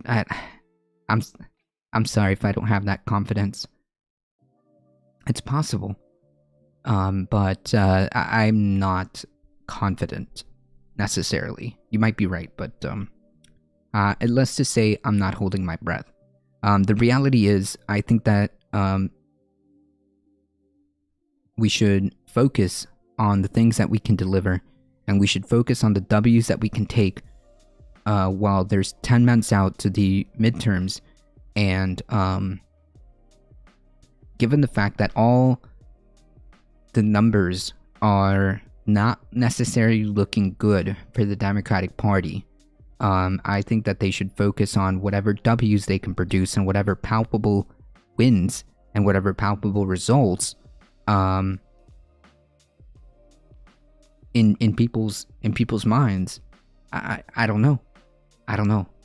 I think it's unlikely, but it has a better chance in getting them to agree to the BBB as is. I don't know about that. Maybe you're right. Like I said, maybe I'm completely wrong. Maybe I'm the one that's off base here. But I guess we'll see. But I don't know, man. This is very... this is so frustrating. I think that the majority of my frustration, especially when it comes to this type of like nonsense that's happening, is the Democratic Party's inability to pass something so crucial. And like, they've got to know that the time, or really the enemy here is time. The enemy here is time, especially when it comes to like doing robust climate legislation, right? Especially when it comes to robust climate legislation, because like, well, let's say, which is likely, let's say they don't get any of this done. They lose the House. That is a very real possibility. They lose the Senate. That is a very real possibility. Okay? Then we're locked out for 2 years, right? Then it's 2024. What are the chances that a Democratic candidate would win based on all these L's that were previously taken in the midterm? It's not going to look good. I'm talking about how like the perceived notion of how things are going, it's not going to look good. And if they lose 2022 or 2024, I should say, then what? We're stuck in another 4 years. And guess what? The next time we have a chance to turn this around, it'll be too late. It'll be too late. I predict they'll eventually pass a smaller bill through reconciliation with hopefully a better name than BBB. I don't know. Build Back Better sounds good to me. But maybe you're right. Like I said, maybe I'm the one that's off base. Maybe. But I just see things through that lens, and especially when it comes to doing like things like climate change legislation, like the time is really, really, really against us. And the inability for the Democratic Party's the inability for the Democratic Party to get their collective ish together and do something is worrying, to say the least.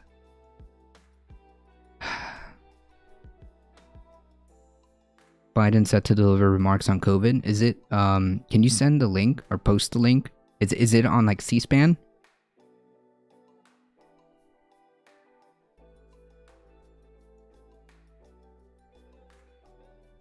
He will not have my vote on 3.5, and Chuck knows that. And we've talked about this, and we've tried to help Americans in every way we possibly can. And a lot of the help that we put out there is still there, and it's going to run clear until next year. And there's still an awful lot of people that need help, but you have 11 million jobs that aren't filled right now. 8 million people are still unemployed. Something's not matching up.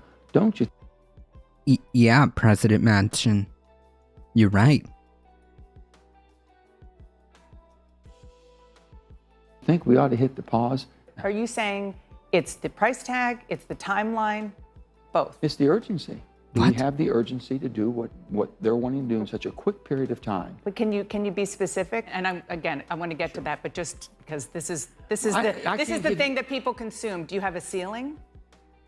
Your fellow Democrats want to pay for this. They're looking at increasing the corporate tax rate, closing existing loopholes, raising taxes on wealthy Americans, trying to get money back from get the IRS to get money back. I agree with all of that.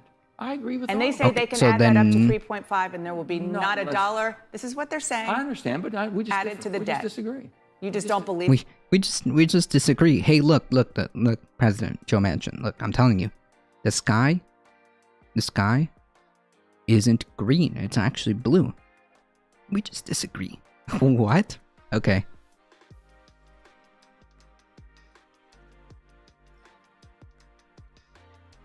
Okay. That's just wild. That's just wild.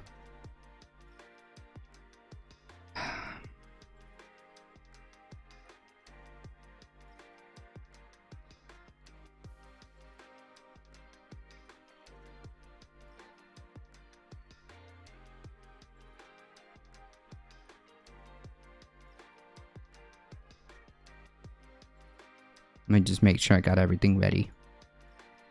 Ready for work.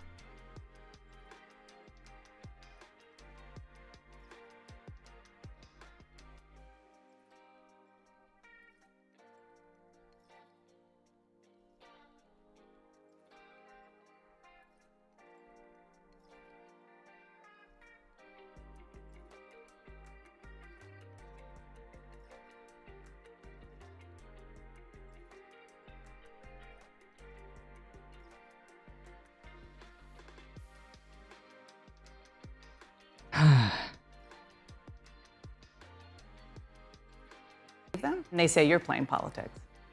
I don't think so. But the bottom line is, yes, if it's you such are. good politics and they think 3.5 trillion, why are they rushing it now? Why don't they use that for a political? All right, let's talk about what's in. Campaign What? Say, I mean, luck for me. Hey, Joe. The whole thing is political. Are you okay? You betrayed West Virginia. You have betrayed America, and you have betrayed your party. And you turned your back on everything and everyone. And for what? What's the end goal here, Joe? You know, who is it exactly that you're serving? Himself? Himself, the coal industry? Because it sure as hell ain't anybody that I know. I live in West Virginia, and I see poverty here at home that is unmatched anywhere else in the world. When people look at West Virginia and they see that we are last in every single category, what does that say about you, Joe? We have 2 senators representing us in Washington, D.C., and it sure would be nice if you brought some opportunities back to this state once in a while. When was the last time West Virginia got a massive investment? Hell, when was the last time West Virginia got an investment of anything? The President of the United States, the leader of your party, has made it known to the American people that his #1 priority is to invest in our nation's infrastructure. We are 50th in infrastructure, Joe, 50th. President Biden wants to actually fix our bridges, our tunnels, and our roads. The bill you are so focused on opposing, Joe. Well, hold on. I think I actually disagree with this because that bill already passed. Will provide internet access to rural America. You know, the people that you're supposed to be representing. This bill will allow for new opportunities in green energy. There's an asterisk, but yes. Which means jobs for out-of-work coal miners that you represent. This bill will also help parents with young children. This bill will help better the lives of Americans. President Biden's Build Back Better plan actually polls favorably among Democrats, Republicans, and independents. In short, Joe, we all want this damn bill to pass. Now, who opposes it? The Republicans in Congress, because they know that if it passes, it means game over for them in the midterms and 2024. And let's not forget who bought and paid for you, Joe. They clearly don't want it to pass. But, Joe, it's not too late for you to do the right thing and vote yes. We need it, Joe. We need it. Sappers clear the way, airborne all the way. Pop quiz. Remember this? Did you know Republicans are already planning to sabotage the next election? Well. Anyways. Yeah,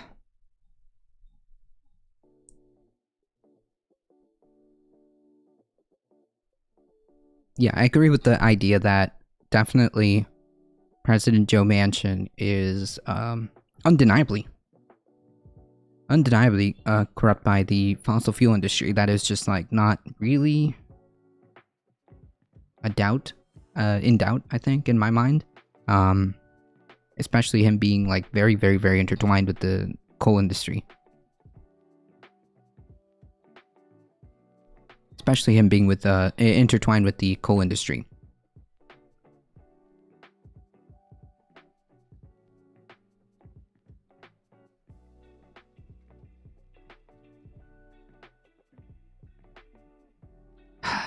Alright folks, shifting gears, GOP leader McCarthy says he won't cooperate with the January 6th panel. Nice.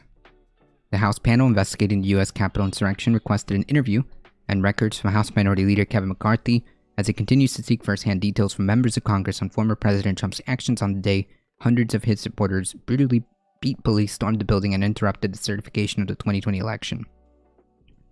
McCarthy issued a statement saying he would refuse to cooperate. He said the investigation was not legitimate and accused the panel of abuse of power. Okay. Mississippi Representative Benny Thompson, Democratic chairman of the panel, requested McCarthy provide information to the 9-member panel regarding his own conversation with Trump before, during, and after the riot. The request also seeks information about McCarthy's communications with former White House Chief of Staff Mark Meadows and the days before the attack. We must also learn about how the president's plans for January 6th came together and all other ways he attempted to alter the results of the election. Well, I honestly think that he just was gonna... honestly, I don't know if he's that smart. I think it's as simple as dude was big mad and he wanted as many people... What the heck? He wanted as many people protesting. He was very big mad. And, that's it.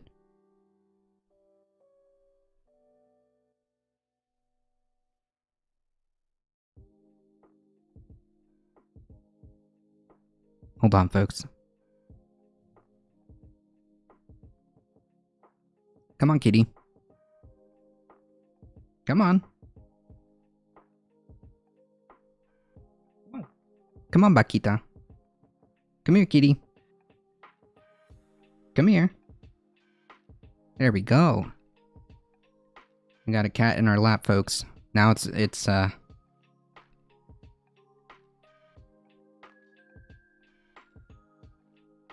we got a cat in our lap. See how long that lasts before she bites me.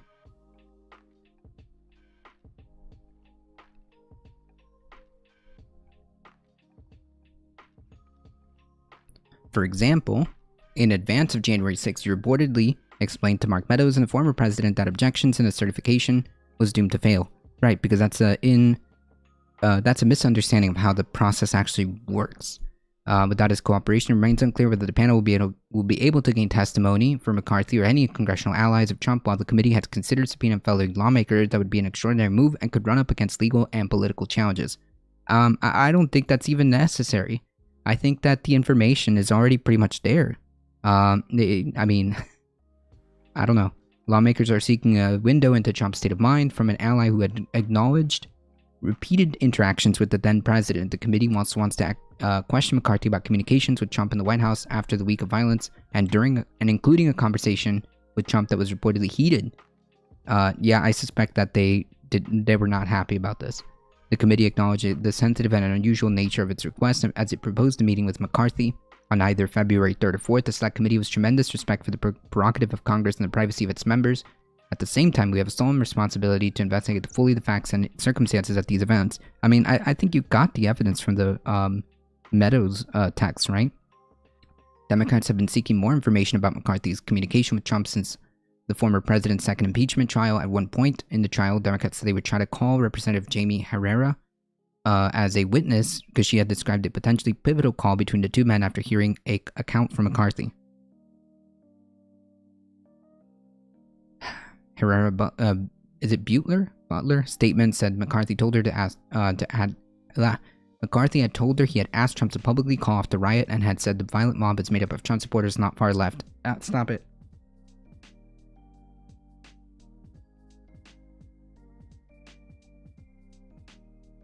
Okay. There we go.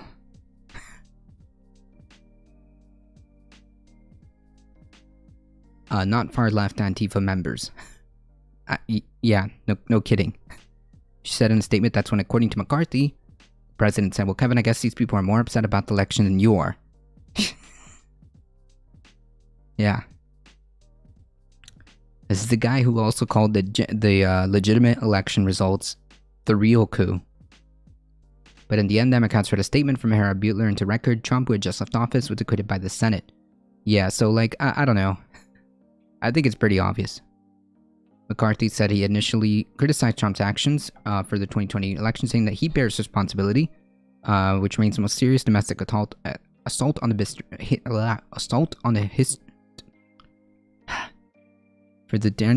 deadly January 6th attack, which remains the most serious domestic assault on the building in its history. The saddest day I've ever had in Congress, McCarthy said the night of the attack as he went on to join 138 other House Republicans in voting to reject the election results.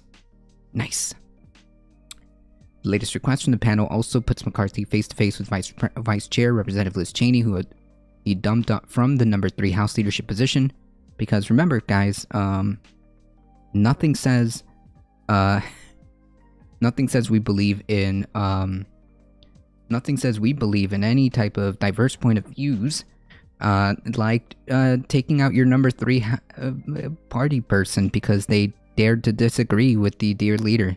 Nothing says we believe in like democracy and stuff like that when you take out your number 3 because they dared to go against the dear leader. And mind you, Liz Cheney is one of those people who voted like overwhelmingly with Trump's agenda, like to the tune of like 92% or more. But yeah, she dared to question him once. Yeah. Oh. Okay. All right. Hey, nope. No. Come here. Say hi to everybody.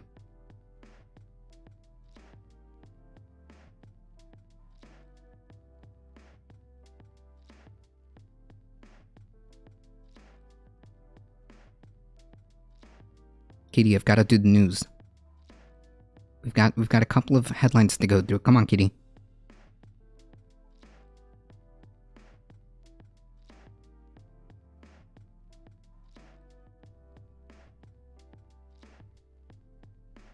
Peter Piper picked a pack of pickled peppers. Ha! Wait, no, pickled pears. McCarthy is the 3rd member of Congress, and the committee has reached out to voluntary information in the past few weeks. Representative Jim Jordan, Scott Perry was also contacted by the panel, but have denied the request to sit down.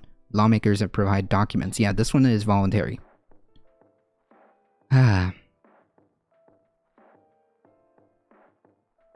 On Wednesday, the former White House Press Secretary Kayleigh McEnany, I never knew how to pronounce her name properly, to be quite frank, sat down and spoke to the panel virtually, according to a person familiar with the interview who requested anonymity to discuss it. The committee subpoenaed McEnany in November. Oh my goodness. What are you doing, Kitty? Hold on, folks. 1 second.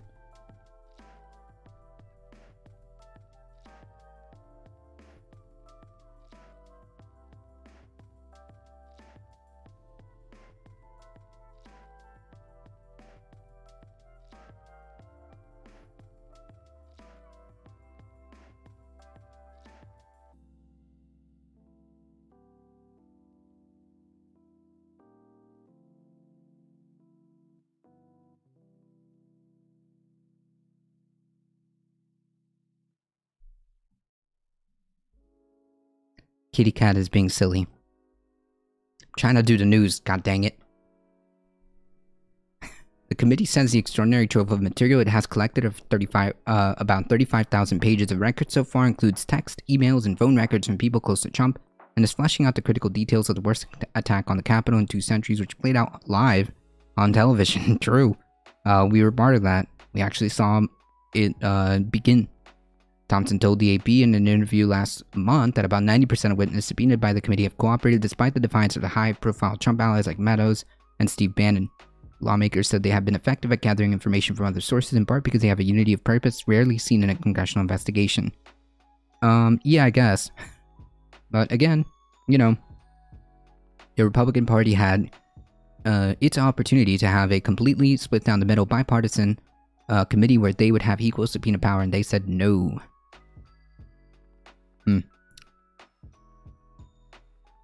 Piggybacking off that. Oh, come on. Hold on, I need to do research.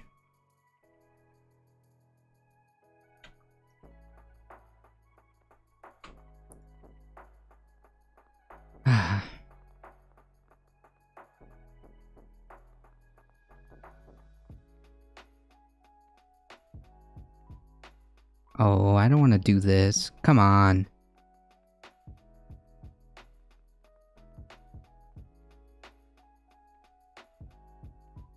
Never mind. Alright, I guess, anyways. To piggyback off this, the TLDR of this article was supposed to be, about how, Laura Ingraham, even though she continues to downplay that, actually was very, very, very worried about the incidents that happened on January 6th and was very frantic and texting, in particular texting Mark Meadows, you know, to have the president stop and get out there and tell his supporters to go home or something, anything. Just to show you that these people actually knew the severity of the situation and realized just how bad it was, to the point where they were frantically texting because it kind of like just deductive reasoning. It's assuming that they actually couldn't reason with the president themselves to the point where they were trying to reach out Mark Meadows, because like if somebody like Sean Hannity, remember Sean Hannity was the, you know, the guy that would tuck President Trump in every night, right? Or something. Telephone calls every night. Remember that one?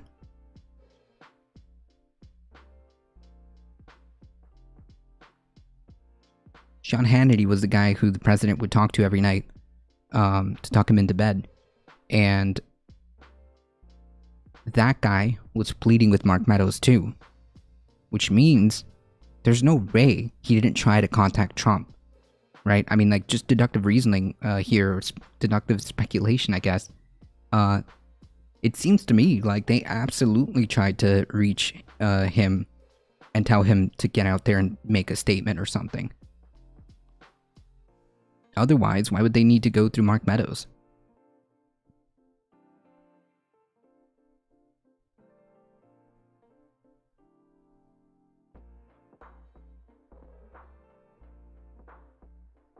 It just doesn't make any sense. And you could tell they were frantic by the amount of text and the language that they were using in the text, too. That's all public now. That's all public now. So whether or not these folks choose to cooperate or not, I think that it's a pretty slam dunk case. And the fact of the matter is, these people continue, these Fox News hosts, these talking heads, continue to try to downplay it or divert attention, and make like entire conspiracy theories out of it, like, I don't know, Antifa did it or something. Wild. Wild.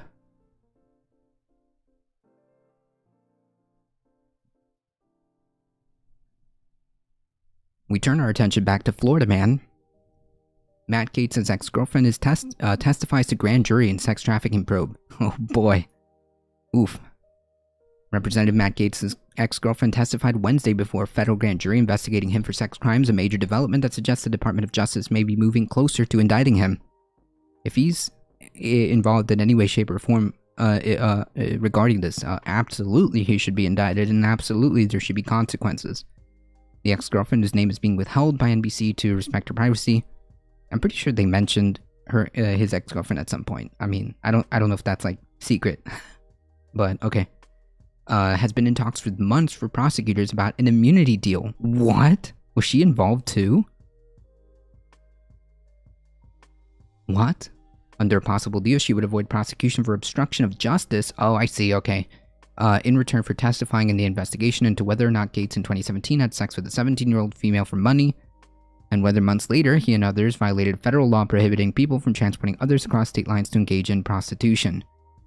Nice. These people are just really, really bottom of the barrel, huh? Legal sources familiar with the case say Gates is being investigated for 3 distinct crimes: sex trafficking to 17-year-old, violating the Mann Act, which prohibits taking women across state lines for prostitution, and obstruction of justice. Yikes. Yeah, gross. Hey, Madame Defarge, how's it going?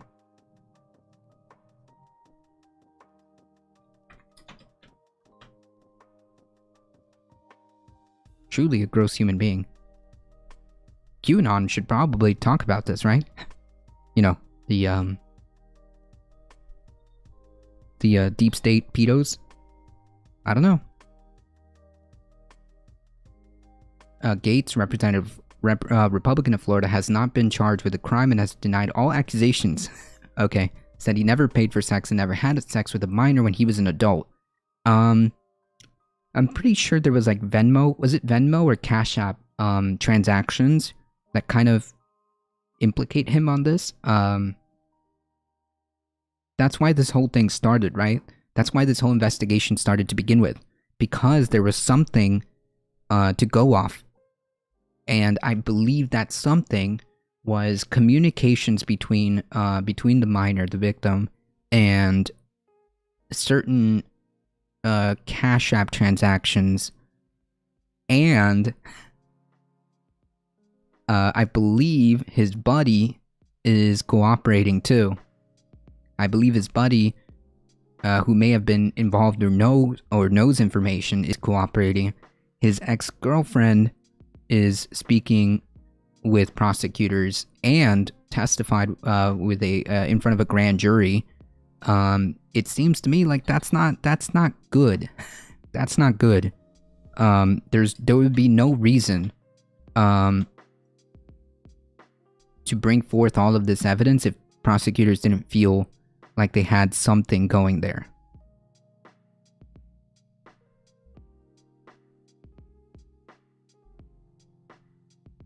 The firebrand conservative, that's one way of saying it, I guess, has called a federal investigation into him a DOJ witch hunt. Okay? So I'm sure you'll provide evidence to suggest otherwise. Attorneys for Gates' ex-girlfriend, Tim Jansen, declined to comment about the case on Wednesday when he was spotted by an NBC News reporter entering the federal courthouse with his client. A Department of Justice spokesman declined to comment. Gates did not respond to a request for comment. Yeah, this is an active investigation. They ain't gonna say anything. The investigation into Gates has lasted for more than a year and began with a former friend and ally of his. Former Seminole County tax collector Joel Greenberg was charged with a host of crimes, from falsely smearing a political rival as being a pedophile to cheating taxpayers into a cryptocurrency scheme. Oh, why does that not surprise me? Oh man, I didn't know about that one. And sex trafficking the same 17-year-old. Huh. In the Gates investigation, Greenberg has agreed to plead guilty to the 6 of the charges against him and is cooperating with federal investigators. So he pleaded guilty. He's pleading out. Wow. He has pleaded guilty to charges of identity theft, stalking, wire fraud, conspiracy to bribe a public official, and sex trafficking of a minor. So, okay. Wow. Yikes. According to one source familiar with the case, the alleged sex trafficking victim told investigators at one point that Gates had sex with her. The investigation into Gates had stalled as prosecutors sought the cooperation of Gates' ex-girlfriend, according to those familiar with the case, because her testimony could help fill in crucial aspects of the case. Wow. So yeah, this is looking not good, to say the least. This is pretty gross. This is pretty gross. things are not looking good. Evidence is piling up, and if it is true that this ex-girlfriend has more information and is cooperating with prosecutors, then we may see more in the future. We may see more that comes out of this in the future. Who knows? All depends on whether or not there is sufficient evidence for the grand jury to say, yeah, we got to move forward with this.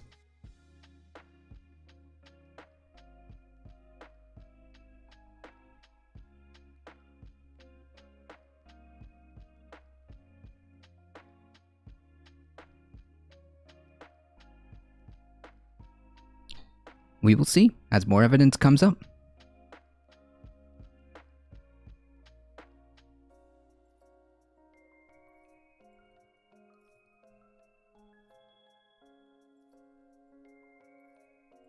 You know they're gonna make a movie after this that he gets convicted? Oh no.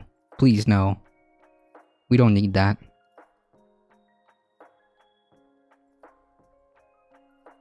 We don't need that.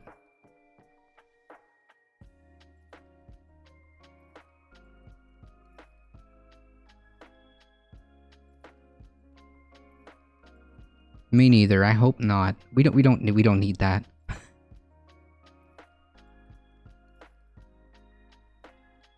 We definitely don't need that.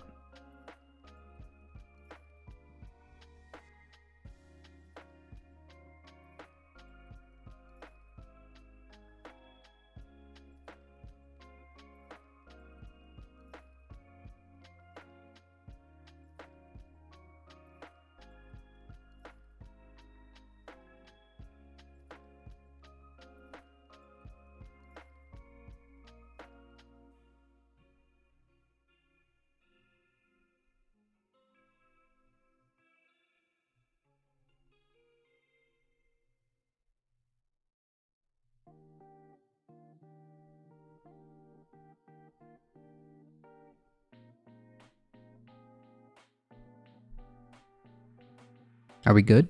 Oh, no sound. Okay. Sorry about that. Hold on, folks.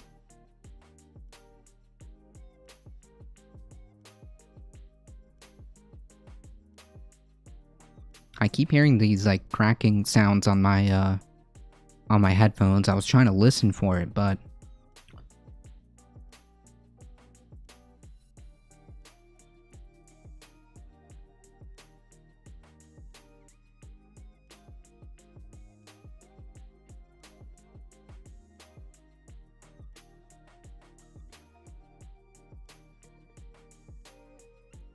Oh, for the video? Yeah, I don't know if I want to play that because, like, every time I play a video like this, I always get DMCA'd. I kid you not.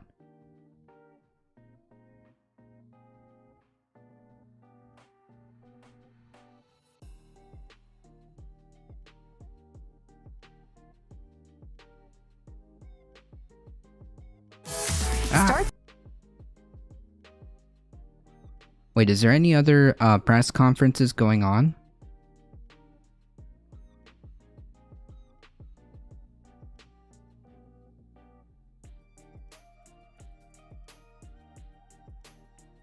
On a little bit too far in trying to sell this particular bill to the American people and trying to get votes to try and get to their misrepresentations. But the facts are, as I said, partisan redistricting, end that. Big dark money dominating politics, end that. Suppressing the vote, nullifying elections, end that. Supporting the grassroots, for that. And then, as I say, the voting rights, which has not been partisan before in recent history, and now has become. So, in terms of the process in the Senate, but we are excited because we pass these bills again and again in two different Congresses, and as recently as last year in this Congress, and we had to do them again because we're in a new Congress. We also had to do the Voting Rights Act with a fresh array of hearings around the country. Hope you had an awesome birthday. Sorry I wasn't able to join you on the Discord, but usually what I do is just hop right into work after this until the night. But I do appreciate you stopping by. And, folks, if you guys don't already, go check out Lost Zoo, okay? Go check them out. Also, please feel free to because of violations that the Republicans committed in the 2000. please feel free to put any links, any links that you want to drop in there, Lost Do. I think there's a couple. I put one on my Twitter, for the GoFundMe. So if you want to drop any of your links there, please feel free to do so. Blatant that it established another level of documentation for the need of the Voting Rights Act. Madam You have to go to the Speaker, Senate. Sorry. Madam Speaker, as far as the voting rights bill is concerned, we heard what the president said in his speech, and it appeared that there was criticism from the upper chamber from Mr. Durbin saying that he went perhaps a little bit over the top a little bit. What are your thoughts on that? And do you think that the president may have gone a little bit too far in trying to sell this particular bill to the American people and trying to get votes to try and get this passed by breaking the filibuster? No, I stand with the president. I think that I thought his speech was wonderful, and I stand with him in the fight for voting rights. No criticism of Mr. Durbin. You have a good one. He has to do what he has to do with his own members and the rest. The only criticism I would make, too, I wouldn't say they're criticisms, but observations.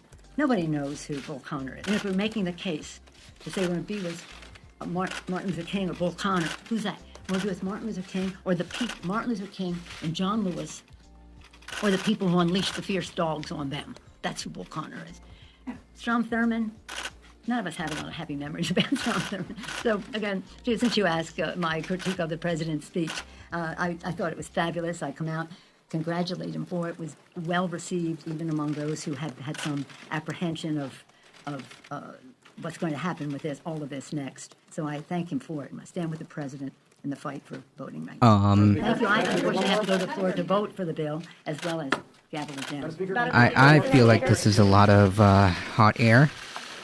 What, that's it? Oh, it's been like 40 minutes.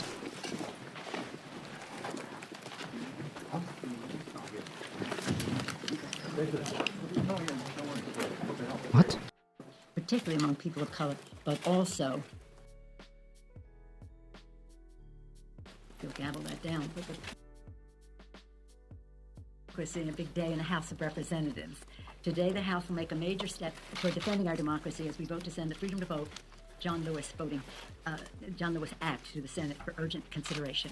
I just want to say 4 things about the bill, the Freedom to Vote bill. We passed it twice in the House under different names. Same thing with the John Lewis bill, passed it twice in the House. So now today we're sending it over with the prospect that it will have consideration in the Senate. 4 things people should know about it. 4 reasons why members should be voting for it. And we have a vote on now, so I'm going to have to gavel that down. But the 4 things are: 1, it stops partisan redistricting, very popular with the American people, by making sure we honor the Constitution, the Voting Rights Act, and the community of interest, ends partisan redistricting. 2, it stops voter suppression and the nullification of elections. You know the story. Over 400 bills introduced across the country, 30 some of them already enacted into law, which not only suppress the vote, particularly among people of color, but also nullify elections. People have voted, will decide how that turns out, nullifying elections. 3rd, it insists on disclosure of big, dark, special interest money, which suffocates the airway, which is a form of voter suppression, the misrepresentations that they put forth. The Supreme Court. One tiny problem, though. You're part of that, too. Has said they can give as much money as they want, but we're saying they must disclose. They must disclose. Transparency. Yeah. And 4th, to amplify voices of small donors and the grassroots, and no taxpayer dollars used to do that. Stop partisan redistricting. Stop the suppression of the vote and nullification of elections. Stop big, dark money from having such an impact on our political process, and honor the grassroots participation. In addition to that, in terms of the John Lewis part of the bill, every Republican president has, and since Nixon, Ford, Reagan, President George Herbert Walker Bush, and President George W. Bush, George W. Bush signed the most recent Voting Rights Act, a bill that passed the Congress like 390 in the House almost unanimously in the Senate not that long ago. Had always been bipartisan until now. And so passing that bill will be very, very important for voting rights in our country, so fundamental to our democracy. So I'm excited about today that we've received this, we're sending this over to the Senate, receiving some optimism that the focus will be on it, and hopefully the success will be there, especially in time for Martin Luther King Day. Again, I just want to commend Okay, So, I'm sorry, but I feel like this is a lot of, how do I say this? Hot air?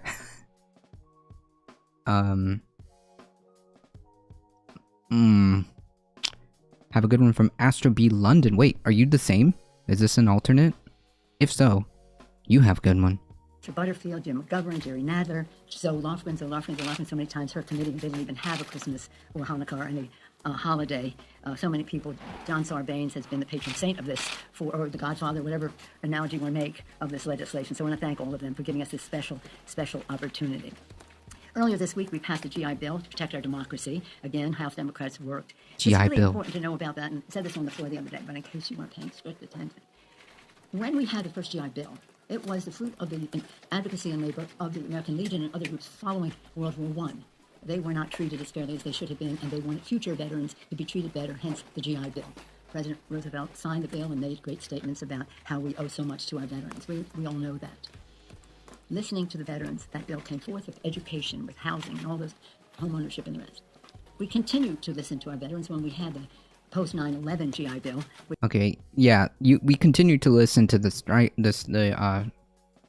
We continue to listen to the American people. However, we've heard you.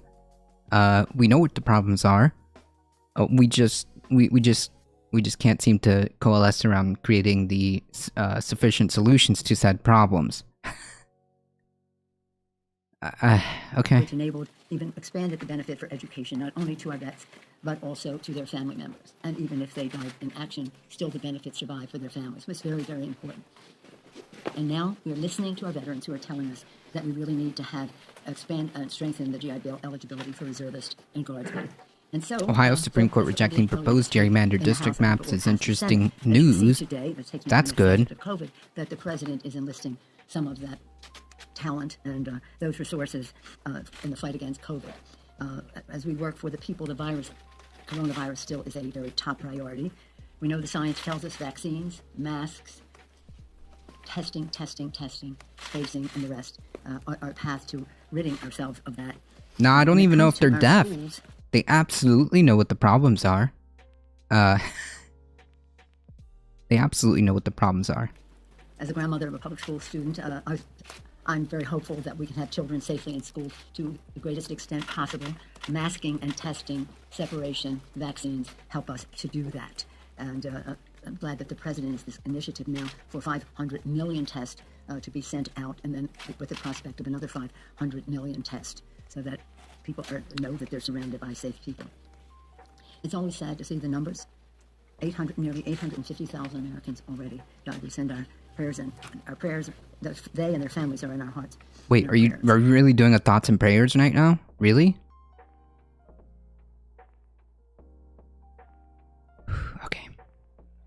Okay. And yesterday we had as his final public resting event, Harry Reid lying in state. All right, don't care. That's good enough.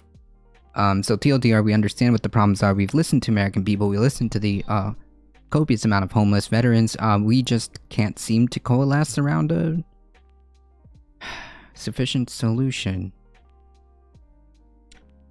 Cool. Alright folks, unfortunately that is all the time I have today. I want to thank everybody for hanging out here. I appreciate you guys' support. Thank you Benjamin P. Dixon for the raid. Thank you Jamtoom. Thank you for all the new follows. Blank Page, Addicted to Mosh, the 8366, Mr. Geek with the raid with a party of 6. Thank you so much. I appreciate that. Siscat with the sub. Thank you so much. 2 months. Thank you.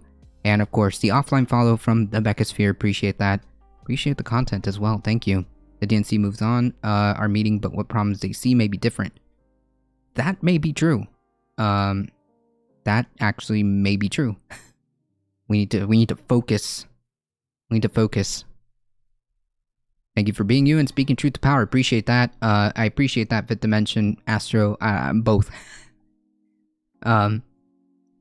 See ya. Spread it forward. Thank you so much. I appreciate that. Madam Nafarge, thank you so much. And of course, if you see a little diamond next to anybody, please go make sure you follow them or support them. Also check out that GoFundMe link up there in chat. I'll post it again. Copy, save link as copy link address. Please feel free to spread it out or donate if you can. Check out twitch.tv/lawsuit, Madame Defarge, Mr. Geek, Benjamin B. Dixon. Thank you for all the support. I appreciate you guys. You guys are what makes this channel grow. And again, if you guys enjoy the content, don't forget to hit the follow button. It really does help us out. We are here Monday through Thursday, 9 a.m. Eastern Time, and on Saturdays for Saturday Catterdays about noon Eastern Time. I appreciate all of the support. You guys are what makes this go. Spread the word far and wide that this is a chillest place to be for news and politics. Join the Discord. Do the YouTubes. Help us out, alright? Do the YouTubes. Do the Discord. Do all of that awesome stuff to keep up with the channel. As always, please stay safe. Please take care of each other. Oh. Please stay safe. Please take care of each other. I love you all, and I hope to see you guys in the next one. See ya!